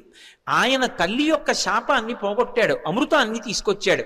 పైకి వెళ్ళి యథేచ్ఛగా ఆయన్ని ఎవ్వరూ అడ్డుకోలేకపోయారు. దేవలోకానికి వెళ్ళి అమృతాన్ని తీసుకొచ్చిన వాడు గరుత్మంతుడు. పుట్టగానే పైకి ఎగిరినవాడు గరుత్మంతుడు. పుట్టి అమ్మకి పేరు తెచ్చినవాడు గరుత్మంతుడు. ఆయన యొక్క తేజస్సు అప్రతిహతం. ఆయన వెడుతుంటే ఆయన యొక్క రెక్కల అల్లార్పుకి, ఆ కాంతికి సమస్త లోకాలు స్తంభీభూతములైపోతాయి. అలా వెడతాడు ఆయన, అలా వెడతారు హనుమ. పుట్టగానే పైకి ఎగిరిన వారు హనుమ. గరుత్మంతుడు ఎలా అమృత భాండానికి ఎలా వెళ్ళాడో అలా వెడుతున్నారు సీతాదర్శనానికి హనుమ. అక్కడ దేవతల్ని ఓడించాడు గరుత్మంతుడు, ఇక్కడ రాక్షసుల్ని ఓడించాలి హనుమ. గరుత్మంతుడు శ్రీ మహావిష్ణువుకి వాహనం, హనుమ విష్ణుస్వరూపమైన రామచంద్రమూర్తికి వాహనం. గరుత్మంతుడు ఒక్క విష్ణువుని వహిస్తాడు, కానీ హనుమ కిమీష భగవాన్ నంది భవే సాక్షాత్ దిహాగత ఏన శక్తోస్మి కైలాసే మయా సంచలితే పురా అన్నాడు సుందరకాండలో రావణాసురుడు ఒక చోట. సాక్షాత్ నందీశ్వరుడిలా కనపడతారు. అందుకని నందీశ్వరుడే శివుణ్ణి వహిస్తారు. గరుత్మంత స్వరూపంలా తాను కూడా శ్రీ మహావిష్ణువుని రామచంద్రమూర్తిని వహిస్తారు. అందుకని గరుత్మంతుడు వాహనం, హనుమ వాహనం. అందుకే ఇప్పటికే హనుమద్వాహనం అని లోకంలో వాహనాలు తిరుగుతున్నప్పుడు హనుమద్వాహనం మీద కూడా పెడతారు స్వామి. కాబట్టి వాహన రీత్యా ఇద్దరు అభిన్నులు. తల్లికి కీర్తి తేవడంలో అభిన్నులు, తల్లికి కలిగినటువంటి ఇబ్బందిని తొలగించడంలో అభిన్నులు. ఇక్కడ సీతమ్మ తల్లి తల్లితో సమానం. ఆ తల్లిని ఆ చెర నుంచి విడిపించాలి, అందుకు వెడుతున్నారు. ఆయన అమృతం తెచ్చాడు. ఈయన సీతమ్మ జాడ అన్న అమృతాన్ని తెచ్చి వానరుల్ని, రాముణ్ణి, సీతమ్మని సంతోషపెడతారు. ఆయన చేసిన కార్యం, ఈయన చేసిన కార్యం ఒక్కలాంటివి. గరుత్మంతుడికి ఏ వేగం ఉందో హనుమకి ఆ వేగం ఉంది. అందుకే తరచుగా ఆయన తోకని గరుత్మంతుని నోటితో పాముతో పోలుస్తారు. పైగా ఆయన బయలుదేరేటప్పుడు కూడా అందుకే సుపర్ణ వివచాత్మానం మేనీస కపికుంజరహ అంటారు మహర్షి. తనని తాను గరుత్మంతునిగా భావించుకున్నారు. ఎందుకంటే ఇద్దరు అభిన్నులు కనుక. గరుత్మంతుణ్ణి పరీక్ష పెట్టినటువంటి కద్రువ మాత్రమే హనుమని కూడా పరీక్ష చెయ్యడానికి యోగ్యురాలు. ఆ శక్తి ఆవిడికే ఉంది. అందుకే దేవతలు నాగమాత అయినటువంటి కద్రువ దగ్గరికి వెళ్ళారు. కద్రువకి మారు పేరు సురస. ఆ కద్రువే ఒకానొకప్పుడు అదితి చేత శాపం పొందింది. శాపం పొంది రోహిణీదేవిగా వచ్చింది. ఆ రోహిణీదేవిగా వచ్చినప్పుడు మళ్ళీ బలరాముడికి తల్లయింది. బలరాముడు ఎవరు? శేషుడు, పాము. అందుకే ఎక్కడున్నా పాములకు తల్లిగానే ఉంటుంది. బలము మిగుల కలగ బలభద్రుడనిలో ఒక రమణుడకుట చేసి రాముడనియో సతికి పుట్టె గర్భ సంకర్షణంబున సంకర్షణుండనడి ఘనుడు సుతుడు అంటారు పోతన గారు భాగవతంలో. శేషుడికి తల్లిగా రోహిణీదేవిగా నందవ్రజంలో ఒకనాడు కృష్ణ భగవానుడి యొక్క అన్నగారికి తల్లి అయింది. ఆ రోహిణీదేవియే కద్రువ. ఆ కద్రువయే సురస. సురస అన్న పేరుతో రాక్షసీ రూపాన్ని పొందింది. అందుకని మాతృస్థానీయ, అమ్మతో సమానురాలు. ఎందుకని అంటే గరుత్మంతునికి పినతల్లి. గరుత్మంతుడు హనుమ అభిన్నులు కాబట్టి గరుత్మంతునికి పినతల్లి. కాబట్టి పినతల్లి తల్లితో సమానం. కాబట్టి మాతృస్థానీయ. రాక్షసీ రూపాన్ని పొందింది. పక్కనున్నటువంటి వినతని బాధపెట్టింది, వైనతేయుల్ని బాధపెట్టింది, తన పిల్లల్ని మొయ్యమంది పావుల్ని, గరుత్మంతుణ్ణి. అలా గరుత్మంతుణ్ణి ఎలా శోధించిందో అలా ఇక్కడ హనుమని శోధించాలి. బాధ పెట్టినట్టు కనపడాలి. బాధ పెట్టి హనుమ యొక్క గొప్పతనాన్ని లోకానికి చాటాలి. అక్కడ గరుత్మంతుణ్ణి ఎలా పరీక్షించిందో ఇక్కడ అలా హనుమని పరీక్షించడానికి అధికారం కలిగినటువంటిది కద్రువ ఒక్కతే. అందుకే కద్రువని రాక్షసీ రూపంతో రమ్మన్నారు. కద్రువ రాక్షసీ రూపాన్ని పొంది వస్తే దాని పేరు సురస. కానీ ఆమె దాక్షాయణి, దక్ష ప్రజాపతి కుమార్తె, కశ్యప ప్రజాపతి యొక్క భార్య. అందుకే వినత, కద్రువ ఇద్దరూ కూడా దక్ష ప్రజాపతి కుమార్తెలలో వాళ్లే. అందుకని ఆమె రాక్షసీ రూపాన్ని పొంది వచ్చి అడ్డంగా నించుంది. ఇప్పుడు నిలబడితే స్వామి హనుమ వచ్చేస్తున్నారు. ఆయన్ని చూసింది. చూసి ఆవిడంది, నువ్వు ఒక్కసారి నా నోట్లోకి ప్రవేశించు. భక్షయిష్యామి, నేను తినాలనుకుంటున్నాను. ప్రవిష్టోస్మి మమాననం, నా నోట్లోకి నువ్వు రా అంది. తినాలనుకున్న వాళ్ళు తినేస్తారు, అంతేకాని నా నోట్లోకి నువ్వు రా ఏమిటి అంటే పరీక్షిస్తోంది అక్కడ. అంతేకాని సింహిక తినేసినట్లు తినేయాలనుకోవడం ఆవిడ లక్షణం కాదు, శోధించడానికి వచ్చింది. ఇక్కడ వివేకం కావాలి. ఇలా ఎందుకంది ఆ మాట? ప్రవిష్టోస్మి మమాననం అని ఎందుకనాలి? భక్షయిష్యామి, నిన్ను నేను తినేస్తాను, నా నోట్లోకి రా అనరు. తినేయాలనుకున్న వాళ్ళు తినడానికి ఆపేస్తారు వేగాన్ని. ఆపి నోరు తెరిచి పట్టుకుంటారు. ఆవిడ నోరు తెరిచి పట్టుకోవట్లేదు, నోరు తెరిచి రా అంటోంది. ఏమిటి తేడా? ఎందుకని? అది వివేకం అంటే. అది ఉందా హనుమకి? తట్టుకుంటారా రేపు లంకలో? ఇది పరీక్షిస్తున్నారు దేవతలు. వెంటనే ఆయన మహానుభావుడు హనుమ చూశారు. ఇదేదో ప్రతిబంధకం వచ్చిందే, రాక్షసు వచ్చిందే, నోరు తెరిచిందే. ఆయన ఏం బెంగపెట్టుకోలేదు. వెంటనే ప్రహృష్టవదన శ్రీమాన్ ఇదం వచనమబ్రవీత్. ఆయన ముఖంలో సంతోషం అలాగే ఉంది. ఉపాసన చేసేవాడు దైవాన్ని చేరాలనుకునేవాడికి అనేకమైన కష్టాలు వస్తాయి. ఒక్కొక్కసారి సన్మానాలు వస్తాయి, ఒక్కొక్కసారి పెద్దవాళ్లతో పరిచయాలు వస్తాయి, ఒక్కొక్కసారి ఎంతటి వాళ్ళు నమస్కారం చేస్తారు, ఒక్కొక్కసారి ఎవడో రాళ్ళు విసురుతాడు. ఆ రాళ్ళు విసిరాడని బెంగపెట్టుకోకూడదు, పువ్వులు జల్లారని పొంగిపోకూడదు. రెండిటికీ తట్టుకోవాలి. సురస వచ్చి ఎదురుగుండా నిలబడింది రాక్షసీ రూపంలో. ఆయన బెంగపెట్టుకోలేదు. బెంగపెట్టుకోలేదని చెప్పడానికి మహర్షి అద్భుత ప్రయోగం చేస్తారు. ప్రహృష్టవదన శ్రీమాన్ ఇదం వచనమబ్రవీత్. పరమ సంతోషంతో ఆవిడ వంక చూశారు. చూసి రామకథ చెప్తారు. హనుమ సుందరకాండలో 1కి 10 మాటలు రామకథ చెప్తారు, అందుకు వింటారు సుందరకాండ. కానీ చెప్పేటప్పుడు మళ్ళీ మొత్తం కథంతా చెప్పరు. ఎక్కడ ఎలా చెప్పాలో అలాగే చెప్తారు అంతే. ఒక్కొక్క చోట సంక్షిప్తంగా చెప్తారు. ఈ పరిస్థితుల్లో రామకథ వివరంగా చెప్పడం కుదరదు. అందుకే ఎంత సంక్షిప్తంగా చెప్పారంటే రామో దాశరథిర్నామ ప్రవిష్టో దండకాననం లక్ష్మణైన సహభ్రాత వైదేహ్యా చాపి భార్యయా అథవా మైథిలీం దృష్ట్వా రామంచా క్లిష్టకారిణం ఆగమిష్యామితే వక్త్రం సత్యం ప్రతిశృణోమితే అన్నారు. అమ్మా, దశరథ మహారాజు గారి కొడుకు రామచంద్రమూర్తి సీతమ్మతో కలిసి తండ్రిని సత్యమునందు నిలబెట్టడానికి అరణ్యవాసానికి వస్తే రాముడి భార్య అయిన సీతమ్మని రావణుడన్న రాక్షసుడు అపహరించాడమ్మా. ఆ సీతమ్మ జాడ కనిపెట్టడానికి వెడుతున్నాను, ఒక్కసారి సీతమ్మ జాడ తెలుసుకుని రామచంద్రమూర్తికి చెప్పి వచ్చి నీ నోట్లోకి వచ్చేస్తాను, నన్ను మన్నించమ్మా, వదిలిపెట్టు అన్నారు. ఆవిడ తినేస్తానంటలేదు, పట్టుకోవట్లేదు. ఆవిడంది కుదరదు, ఇది దేవతల వరం, అంటే నిన్ను పరీక్షించాలి, దేవతలు అడిగారు కాబట్టి నువ్వు నా నోట్లోకి వచ్చి వెళ్ళు అంది. నా నోట్లోకి వచ్చాక ఏమో నాకు ఆహారం అయిపోవచ్చు, నువ్వు పరీక్ష తట్టుకోలేకపోవచ్చు, కాబట్టి నా నోట్లోకి వచ్చి వెళ్ళు అంది. ఆయన అన్నారు, అలాగేనా అమ్మా, తప్పదా, అలాగే పెడతాను అన్నారు. పెద్ద శరీరం పెంచారు, ఆ శరీరం పట్టద్దు, ఆవిడ నోరు తెరిచింది. ఇంకొంచెం పెంచారు, ఇంకొంచెం నోరు తెరిచింది. ఆయన అపారమైన వివేకం ఉన్నవాడు, మహానుభావుడు. హనుమంటే సశించిప్యాత్మనక్కాయం బభూవాంగుష్ఠమాత్రక, బొటన వేలంత చిన్నవారు అయిపోయారు అకస్మాత్తుగా. సురస పెద్ద నోరు తెరిచి ఇంకా పెంచుతారనుకుంటోంది. ఆయన బొటన వేలంతా అయిపోయి చటుక్కున లోపలికి వెళ్ళి బయటకు వచ్చేసారు. అమ్మా, ప్రవిష్టోస్మిహితే వక్త్రం దాక్షాయణి నమోస్తుతే గమిష్యే యత్ర వైదేహీ సత్యం జాసీధరస్తవ అన్నారు. అమ్మా, నీ నోట్లోకి వెళ్ళమన్నావు కదా, ప్రవిష్టోస్మిహితే వక్త్రం దాక్షాయణి నమోస్తుతే, కనిపెట్టేశారు మహానుభావుడు, మహావివేకశాలి. అమ్మా, నువ్వు దాక్షాయణివి, దక్ష ప్రజాపతి కుమార్తెవి, కద్రువవి, సొరసగా వచ్చావు, నన్ను పరీక్షిస్తున్నావమ్మా, నీకు నమస్కారం. నన్ను తినడం నీ ఉద్దేశ్యం కాదు, శోధిస్తున్నావంతే. అమ్మా, అనుగ్రహించమ్మా, నన్ను ఆశీర్వదించమ్మా, సత్యం దాసీధరస్తవా, నేను వెళ్ళి ఆ వైదేహి జాడ కనిపెట్టాలమ్మా అన్నారు. పొంగిపోయింది ఆవిడ. గరుత్మంతుడిని ఎలా ఆశీర్వదించిందో అలాగే ఆశీర్వదించింది. అర్ధసిద్ధ్యై హరిశ్రేష్ట గచ్చ సౌమ్య యథాసుఖం సమాన ఈశ్వ వైదేహీం రాఘవేణ మహాత్మన. నాయనా, నీకు అభయం ఇస్తున్నాను, వెళ్ళు. సంతోషంగా బయలుదేరి వెళ్ళి సీతమ్మ జాడ కనిపెట్టి సీతారాముల్ని కలిపినవాడు హనుమా అనేటటువంటి అద్భుతమైన కీర్తిని పొందు అంది. సుందరకాండకున్న గొప్పతనం ఏమిటో తెలుసా?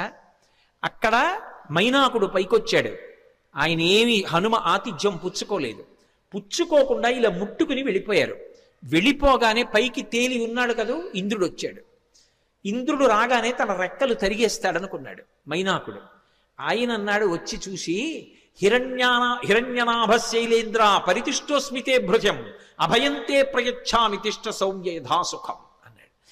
ఓ మైనాకుడా, నాకు తెలుసు నువ్వు సముద్రంలో ఉన్నావని, ఎప్పుడో అప్పుడు పైకొస్తావు, నీ రెక్కలు తరిగేద్దాం అనుకున్నాను, కానీ రామకార్యం మీద పెడుతున్న హనుమకి ఆతిథ్యం ఇవ్వడానికి నీ రెక్కలు తెగిపోయినా పర్వాలేదని పైకొచ్చావు. ఇవ్వాల నీకు అభయం ఇస్తున్నాను, నీ రెక్కలు తరగను, నువ్వు అలాగే సంతోషంగా కూర్చో, నీ జోలికి రానని వెళ్ళిపోయాడు. మీరు గమనించండి, రామకార్యం మీద వెడుతున్న వాడికి మాట సాయం చేస్తే సంపాతికి కాలిపోయిన రెక్కలు వచ్చాయి. రామకార్యం మీద వెడుతున్న వాడికి గుక్కెడు మంచినీళ్లు ఇవ్వలేదు, తాగలేదు. తాగమని అడిగినందుకు గాను ఉత్తర క్షణంలో ఉన్న రెక్కలు నిలబడ్డాయి భద్రంగా.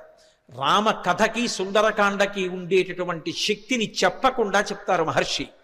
ఇక్కడికి వచ్చేటప్పటికి సురసని దాటి ముందుకెళ్ళిపోతున్నారు. సురస అంటే ఎవరో కాదు, సంసారమే సురస. సంసారాన్ని దాటడం కాదు సుందరకాండ తత్వంగా చెప్పినప్పుడు. సంసారంలోకి ప్రవేశించనంటే కుదరదు. సంసారంలో ప్రవేశించకుండా నేను ఏదో అలా ఉండిపోతానండి అంటే అకస్మాత్తుగా కామము ధర్మమును విడిచి కాటు వేసిందా జారి కింద పడిపోతాడు. కామమునకు అర్థమునకు ధర్మం ఇచ్చి ధర్మము చేత కట్టు వెయ్యాలి. కట్టు వేసి సంసారమునందుండి సంసారమునకు అంటుకోకుండా సంసారాన్ని పరిశీలించి సంసారమునకు నమస్కరించి సంసారము యొక్క అనుగ్రహంతో వైరాగ్యాన్ని పొంది కొబ్బరి పెంకు కట్టుకున్న కొబ్బరి కురిడి అయిపోయిన తర్వాత విడిపోయినట్టు సంసారము నుండి విడివడాలి.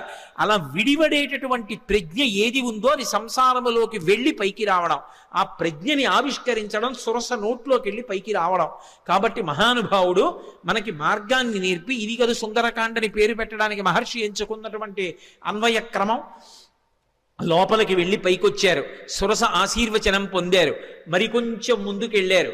వెళ్ళేటప్పటికీ అకస్మాత్తుగా ఆయన యొక్క గమనం కుంటుపడిపోయింది. ముందుకు వెళ్ళలేకపోతున్నాను, నన్ను ఏదో మహాభూతం ఆపేసింది, నా గమనం కుంటుపడిపోయింది, నా శక్తి క్షీణించిపోయింది, ఎందువలన అని చూశారు. చూసేటప్పటికీ వక్త్రం ప్రసారయామాస పాతాళాంతర సన్నిభౌ. ఒక పెద్ద ప్రాణి ఒకటి నీళ్లల్లో పడుకుని ఉంది. అది దానికి ఒక లక్షణం ఉంది. ప్లవమానంతు తం దృష్ట్వా సింహికా నామరక్షసి మనసా చింతయామాస ప్రవృద్ధా కామరూపిణి. ఇది మీరు జాగ్రత్తగా గమనించాలి.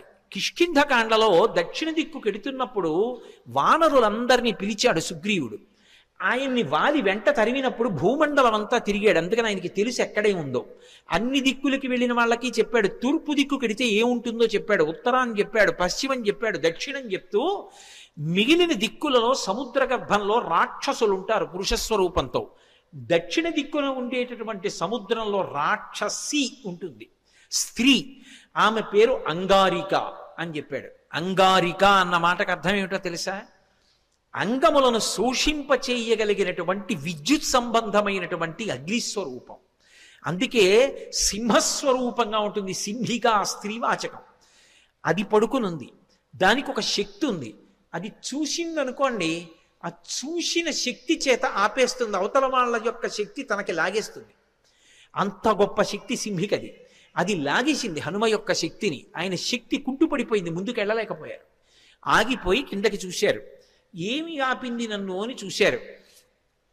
ఒక్కసారి ఊర్ధ్వమూల మధశ్చైవ వీక్షమాణస్తత కపి దదృశీ మహత్సత్వా ఉద్దితం లవణాంభసి తదృష్ట్వా చింతయామాస మారుతిం వికృతానినం కపిరాగేన కదితం సత్వమద్భుత దర్శనం. ఓసారి కిందకి చూశారు, పైకి చూశారు, పక్కలకి చూశారు, నీతిలోకి చూశారు. పెద్ద నోటితోటి మహాప్రాణి ఒకటి పడుకునుంది. గమనించారు. ఓ, దీని గురించే సుగ్రీవుడు బయలుదేరే ముందు చెప్పాడు. ఒక మహాప్రాణి దక్షిణ సముద్రంలో కనపడుతుందని చెప్పాడు. అది పైన వెడుతున్న వాణ్ణి కూడా దూరం నుంచి చూసి కూడా వాడి శక్తిని లాగుతుందని చెప్పారు. ఇదేనమాట. దీన్ని ఉపేక్షించకూడదు. ఇది చంపే లక్షణం ఉన్నది. సురస చంపదు, ప్రవేశించి బయటికి వెళ్ళొచ్చు, అనుగ్రహించడానికి వస్తుంది. సంసారం చంపేయడానికి రాదు. సంసారాన్ని సక్రమంగా వినియోగించుకోగలిగిన వాడు ధర్మం చేత అర్ధకామములను ముడివేసి చక్కటి వైరాగ్యాన్ని పొంది వానప్రస్థుగా మిగిలిపోయి ఈశ్వరుడికి దగ్గరవుతాడు. సంసారాన్ని ఉపయోగించుకోలేని వాడు సంసారం పెట్టిన పరీక్షకి లొంగలేక ఇది నేననుకుని బరువు పెంచుకుని సంసారమునందు మగ్నుడైపోతాడు.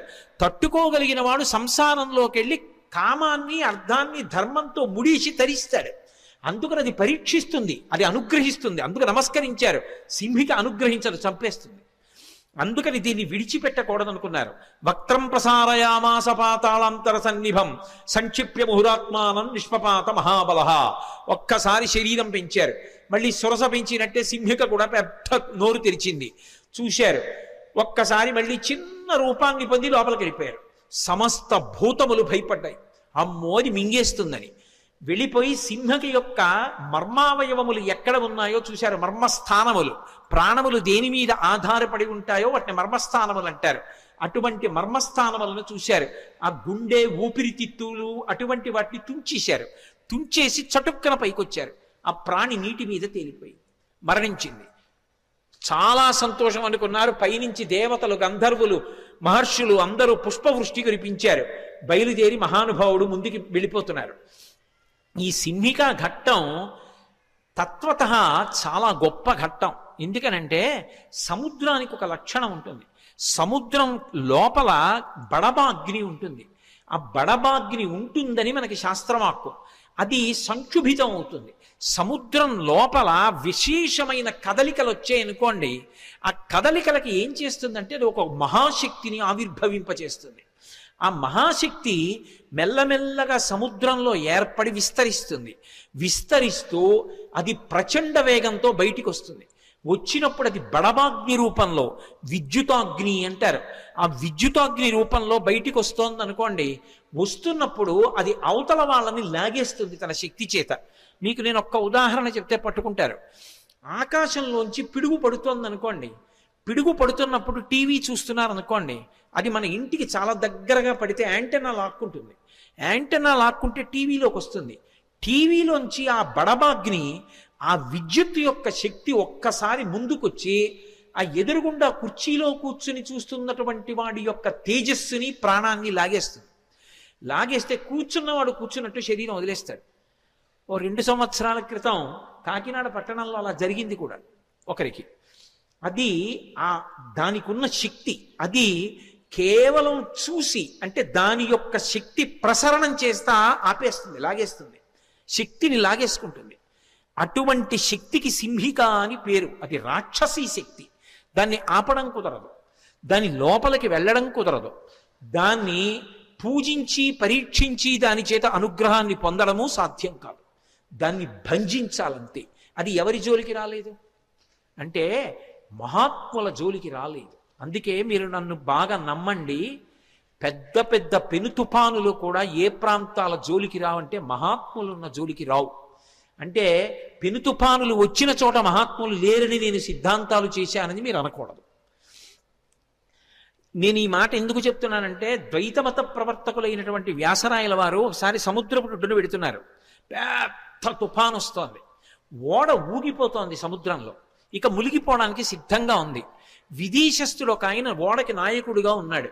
ఇక ఓడ మునిగిపోతుంది. ఆయన దూరంగా ఒడ్డున చూశాడు. కాషాయాంబరవలను ధరించి వెడుతున్నారు మహానుభావుడు. వ్యాసరాయల వారు కాదు, మధ్వాచార్యుల వారు. మధ్వాచార్యుల వారిని చూశాడు. ఈ దేశంలో కాషాయ వస్త్రం కట్టుకుని వెడుతున్న వాళ్ళు అన్నీ విడిచిపెడతారు, కానీ పరమశక్తివంతులై ఉంటారు ఈశ్వరుణ్ణి ఉపాసించి. వాళ్ళ తేజస్సుని, ప్రకృతి యొక్క తేజస్సు రాక్షసీ శక్తిగా మారినా చెనకలేదు. వారిని ముట్టుకోవడం సాధ్యం కాదు. ఈ తుఫాను ఓడని పడగొట్టగలదేమో కానీ ఆయనని మాత్రం చెనకలేదు. దానికి ఆ శక్తి సరిపోదు. ఆయన తేజస్సు ముందు దీని తేజస్సు నిలబడదు. ఆయనే అనుగ్రహించాలని ఓడలోంచి అరిచాడు, రక్షించండి రక్షించండి అని. ఒక్కసారి తిరిగి చూశారు మధ్వాచార్యుల వారు. కరుణార్ద్ర హృదయులు, ఓడ ఊగిపోతోంది. వెంటనే ఆయన తన భుజం మీద ఉన్న బట్ట తీసి ఇలా ఊపారు. ఊపి ఆగో అన్నారు. ఆగిపోయింది తుఫాను, ఓడ నిలబడింది. అతను పడవలో ఒడ్డుకొచ్చాడు. మధ్వాచార్యుల వారి కాళ్ళ మీద పడి, మీరు ఒక్క మాట అంటే తుఫాన్ ఆగిపోయింది. విద్యుదాగ్నికి విద్యుదాగ్ని మీరు, మీ తేజస్సు ముందు దాని తేజస్సు నిలబడదు. అందుకే హనుమని చెనకగలిగాయా ఏమైనా? మహాత్ముల్ని చెనకలేవు ప్రకృతి శక్తులు కూడా. అందుకే నేను మిమ్మల్ని ఆహ్వానిస్తున్నాను, ఒక్కసారి నా ఓడలోకి రండి, ఒక్క వస్తువు ఏదో ఒకటి తీసుకోండి అన్నారు. అది భగవంతుడు చేసిన పరీక్ష. ఆయన పడవలో వెళ్ళి ఓడలోకి ఎక్కారు. ఒక పెద్ద చందన దుంగ కనపడింది. ఇది ఎందుకు తీసుకెడుతున్నామని అడిగారు. ఏమో నాకు తెలియదు, చందనపు పెద్ద ముద్ద, ఇది పట్టుకెడదామనిపించి ఓడలో పెట్టుకున్నానన్నాడు. ఈ చందనపు ముద్ద నాకు ఇచ్చేయమన్నారు. తీసుకెళ్ళి ఉడుపి క్షేత్రంలో ఇప్పుడు ఎక్కడైతే ద్వైతమతం ఉందో అక్కడికి తీసుకెళ్ళి కోనేటిలో కడిగారు. ఆ లోపల కృష్ణ పరమాత్మ యొక్క మూర్తి బయటికి వచ్చింది. అది ఎక్కడిది అంటే రుక్మిణీదేవితో కృష్ణ పరమాత్మకి కళ్యాణం అయిపోయిన తరువాత ఒకప్పుడు రుక్మిణీదేవి కోరుకుంది, కృష్ణ నీ బాల్య క్రీడలు చాలా గొప్పగా చెప్తారు, పెద్దవాడి అయిపోయిన తర్వాత అంతా కూడా రాజకీయంతో రాయబారాలు నడిపావు, కానీ నీ బాల్య చేష్టలు బాగుంటాయంటారు, ఏది నాకు ఆ బాలకృష్ణుడిగా కనపడమంది. ఆయన దేవశిల్పిని పిలిపించి తన యొక్క బాలకృష్ణుడి విగ్రహం తానే చెక్కించాడు. చెక్కించిన మూర్తిని రుక్మిణీదేవికి ప్రసాదించాడు. కాలగమనంలో అది కలియుగంలో ఉడిపి క్షేత్రం దగ్గరలో సముద్రం దగ్గర ఉండిపోతే చందనపు ముద్దలో ఉండిపోయింది. దాన్ని తీసుకెళ్ళిపోతున్నారు విదేశాలకి. అది మధ్వాచార్యుల వారి దృష్టిని ఆకర్షించింది. ఆ మూర్తిని కడిగి తీసుకొచ్చి ప్రతిష్ఠ చేశారు. అందుకే ఇప్పటికీ ఉడిపి క్షేత్రంలో అలంకారం అర్చకులు చెయ్యరు. పీఠాధిపతి వెళ్ళి కూర్చుని ధ్యానం చేస్తారు. ధ్యానం చేస్తే మనసులో కృష్ణ పరమాత్మ కనపడతాడు. కనపడి తాను ఆ రోజున ఎలా అలంకారం పొందాలనుకుంటున్నాడో కనపడి ఓసారి కదులుతూ ఆడి చూపిస్తాడు. వెంటనే పీఠాధిపతులు చెప్తారు, ఇవాళ ఇలా అలంకారం అవ్వాలని. తెర వేసి అలంకారం చేసి తెర తీస్తారు. ఆ అలంకారంలో దర్శనమిస్తాడు. మహానుభావుడైనటువంటి మధ్వాచార్యుల వారి యొక్క ఉత్తరీయం ఊపినంత మాత్రం చేత ఒక తుఫాను ఆగిపోయిందే. ఈ దేశంలో ఉపాసకులు, ఉపాసనా బలం ఉన్నవాళ్ళు ఎంతటి శక్తివంతులో చెప్పడానికి ఇంతకన్నా ప్రమాణం ఇంకొకటి కావాలా? ఉడిపిలో ఇప్పటికీ పూజింపబడుతున్న కృష్ణ భగవానుడు దానికి సాక్ష్యం కాదా? మహానుభావుడు, నవవ్యాకరణ పండితుడు, సూర్యుని యొక్క శిష్యుడు, వాయుపుత్రుడు, బ్రహ్మగారి వరం పొందినవాడు, అపారమైనటువంటి తపశ్శక్తి సంపన్నుడు, విజితేంద్రియుడు, అటువంటి స్వామి హనుమని తుఫాను చెనకగలదా? ఆ సింహికారూపం చెనకగలదా? అందుకే అది ఆయన చేత సంహరింపబడింది. సంహరించే వాటిని, ప్రమాదములు తెచ్చే వాటిని కూడా నిలబెట్టగలిగిన ప్రజ్ఞ కలిగినటువంటి మహాపురుషులు ఈ దేశంలో ఉన్నారనడానికి రామాయణం ప్రబల సాక్ష్యం. వెంటనే సింహికా సంహారం చేశారు, ముందుకెళ్ళిపోయారు. తతస్సలంబ సగిరే సమృద్ధే విచిత్రకూటే నిపపాతకూటే. లంబ పర్వతము అనబడేటటువంటి పర్వతం, ఆ పర్వతం మీద దిగారు. దాని నిండా సెలయేళ్ళు, అనేకమైనటువంటి చెట్లు. ఒక్కసారి దిగి తన ఒంటి వంక చూసుకున్నారు. ఓహో, రామానుగ్రహం ఉండాలి, కానీ ఇటువంటి నూర్లు ఎన్నైనా దాటుతానన్నారు. మీతో నేను మనవి చేశాను, సుందరకాండ మీద ప్రవచనం చేసేటప్పుడు ఏదో ఒక మంగళప్రదమైనటువంటి ఘట్టం దగ్గరికి వస్తే తప్ప ఆపకూడదు. మిగిలినవి నేను సమయం చూసుకుని ఆపగలను, కానీ సుందరకాండ ప్రవచనం అలా చేయడానికి వీల్లేదు. సుందరకాండ ప్రవచనం చేస్తే మంగళప్రదమైన ఘట్టం దగ్గర ఆపాలి. అందుకే స్వామి 100 యోజనముల సముద్రాన్ని దాటి ఆవలి ఒడ్డుకి దక్షిణ తీరాన్ని చేరి లంబపర్వతం మీద దిగి సంతోషంగా ఉన్నారు. లంకాపట్టణాన్నంతటినీ చూస్తున్నారు. మొదటి రోజు ఆయన చేసినటువంటి కార్యము సఫలీకృతమైంది అన్న శుభవార్త దగ్గర ఇవాల్టి ప్రవచనాన్ని పూర్తి చేస్తున్నాను. ఈ సందర్భంగా నేను మీతో ఒక మాట మనవి చేయవలసి ఉంటుంది. సుందరకాండలో మొదటి రోజు జరిగేటటువంటి ఘట్టములు పరమశక్తివంతములు, అందులో తిరుగులేదు. ఎందుకంటే మొట్టమొదటి రోజు జరిగేటటువంటి ఉపన్యాసం అంతా కూడా ఇవాళ చెప్పినటువంటిది నేను ఎన్ని సర్గలు చెప్పానో తెలుసా? ఎంతో కష్టపడి ఎన్నో శ్లోకాలు వదిలేసి గబగబా పరిగెడితే ఒక్క సర్గ నేను పూర్తి చేశా. ఒక సర్గ అయింది ఇప్పటికి. అసలు నిజానికి ఒక శ్లోకంలో ఒక పాదం అయితే గొప్ప, అటువంటిది ఒక సర్గ పూర్తి చేశాను. అందుకే సిద్ధి సర్గలు వస్తాయి. సిద్ధి సర్గలు వస్తే పరమశక్తివంతం అంటారు. సుందరకాండ అంతా పారాయణ చేసినా, అంతా విన్నా, సశాస్త్రీయంగా పూజ చేస్తే ఏ ఫలితం వస్తుందో సిద్ధి సర్గ కోసం పెడతారు, సుందరకాండ కోసం. రేపు బహుశః అన్న మాట ఎందుకు అంటున్నానో తెలుసా? నా మీద నాకు కూడా నమ్మకం ఉండదు. ఎందుకంటే సిద్ధి సర్గ వరకు చేరడం అంటే మాటలు కాదు. రేపటికి సిద్ధి సర్గ పూర్తి అవ్వాలి, లేకపోతే 5 రోజుల్లో పూర్తి చెయ్యాలి. దేశ సంఖ్యలో అవ్వాలి సుందరకాండ. 5వ రోజుకి నేను పూర్తి చేయలేకపోయాను అనుకోండి, నేను ఇంకో 2 రోజులు ఉండాలి. నా తర్వాత కార్యక్రమాలన్నీ రద్దు చేసేయాలి. చేసేసి 2 రోజులుండి 7వ రోజు పట్టాభిషేకం చెప్పాలి. అందుకని 5వ రోజుకి నేను పట్టాభిషేకం చేరాలి. అంటే రేపటికి సిద్ధి సర్గ చేరాలి. సిద్ధి సర్గ అంటే హనుమ సీతమ్మని దర్శనం చెయ్యాలి. ఆ హనుమ సీతమ్మని దర్శించిన, సీతమ్మ హనుమని చూసిన, 2 సిద్ధి సర్గలే రామాయణంలో. పరమశక్తివంతమైనటువంటి సర్గలుగా చెప్తారు. ఇక్కడి నుంచి వచ్చే ఘట్టాలు అపారమైనటువంటి శక్తివంతాలు. అందుకే కొన్ని చెప్పేటప్పుడు ఏం చేస్తారంటే ప్రవచనాన్ని కూడా ఒకసారి ఆపుతాం. ఆపి 10 మందికి, ఇంతమంది వింటున్నప్పుడు అందరి యొక్క క్షేమం కోసం, ఆ తేజస్సు ప్రవేశించడం కోసం కొబ్బరికాయ కొట్టి నైవేద్యం పెట్టి హారతిచ్చి చూపించి మళ్ళీ కలుపుతారు ప్రవచనాన్ని. రేపటి రోజున బహుశః సిద్ధి సర్గ రావచ్చు. నేను తెలిసి కొన్ని విషయాలు చెప్పకుండా దాచకూడదు. జనం కోసం ప్రవచనాలు చేయడం నా జీవితంలో నాకు అలవాట్లేదు. కానీ అది మంచిదైనప్పుడు చెప్పకుండా నేను ఉండకూడదు. రేపు సిద్ధి సర్గ జరుగుతుంది. సిద్ధి సర్గ అంటే హనుమ సీతమ్మ దర్శనం అవుతుంది. అది పరమాద్భుతమైనటువంటి విశేషం. కానీ 8:30 అవుతోందని వాచీలు చూస్తే నేనేమీ చేయలేను. ఎందుకనంటే నాకు కూడా అంత తేలికైన విషయమేం కాదు. ఎంత అలసట కలుగుతూ ఉంటుందో అన్ని గంటలు మాట్లాడడం అంటే. అయినా ఒక్కొక్కటి చెప్పడమే నా జీవితానికి సార్థక్యం. అంతకన్నా ఏం కావాలి ఈ జీవితానికి అని చెప్పడం తప్ప ఏదో ప్రయోజనం కోసం కాదు. కాబట్టి రేపటి రోజున సిద్ధి సర్గ. అందున విశేషించి రేపటి రోజు ఎటువంటి రోజు? రేపేం వారం? ఏం వారం? శుక్రవారం. శుక్రవారం దేంతో కలిసింది? పౌర్ణమి వెళ్ళిన పాడ్యమి. పౌర్ణమి వెళ్ళిన పాడ్యమి శుభం పలుకుచుండు అని శాస్త్రంలో. అటువంటి పాడ్యమి నాటి శుక్రవార ప్రదోష వేళలో సుందరకాండ చెప్పి సిద్ధి సర్గ పూర్తి చేస్తాను బహుశః, సీతారామ అనుగ్రహంగా, హనుమద్ అనుగ్రహంగా. కాబట్టి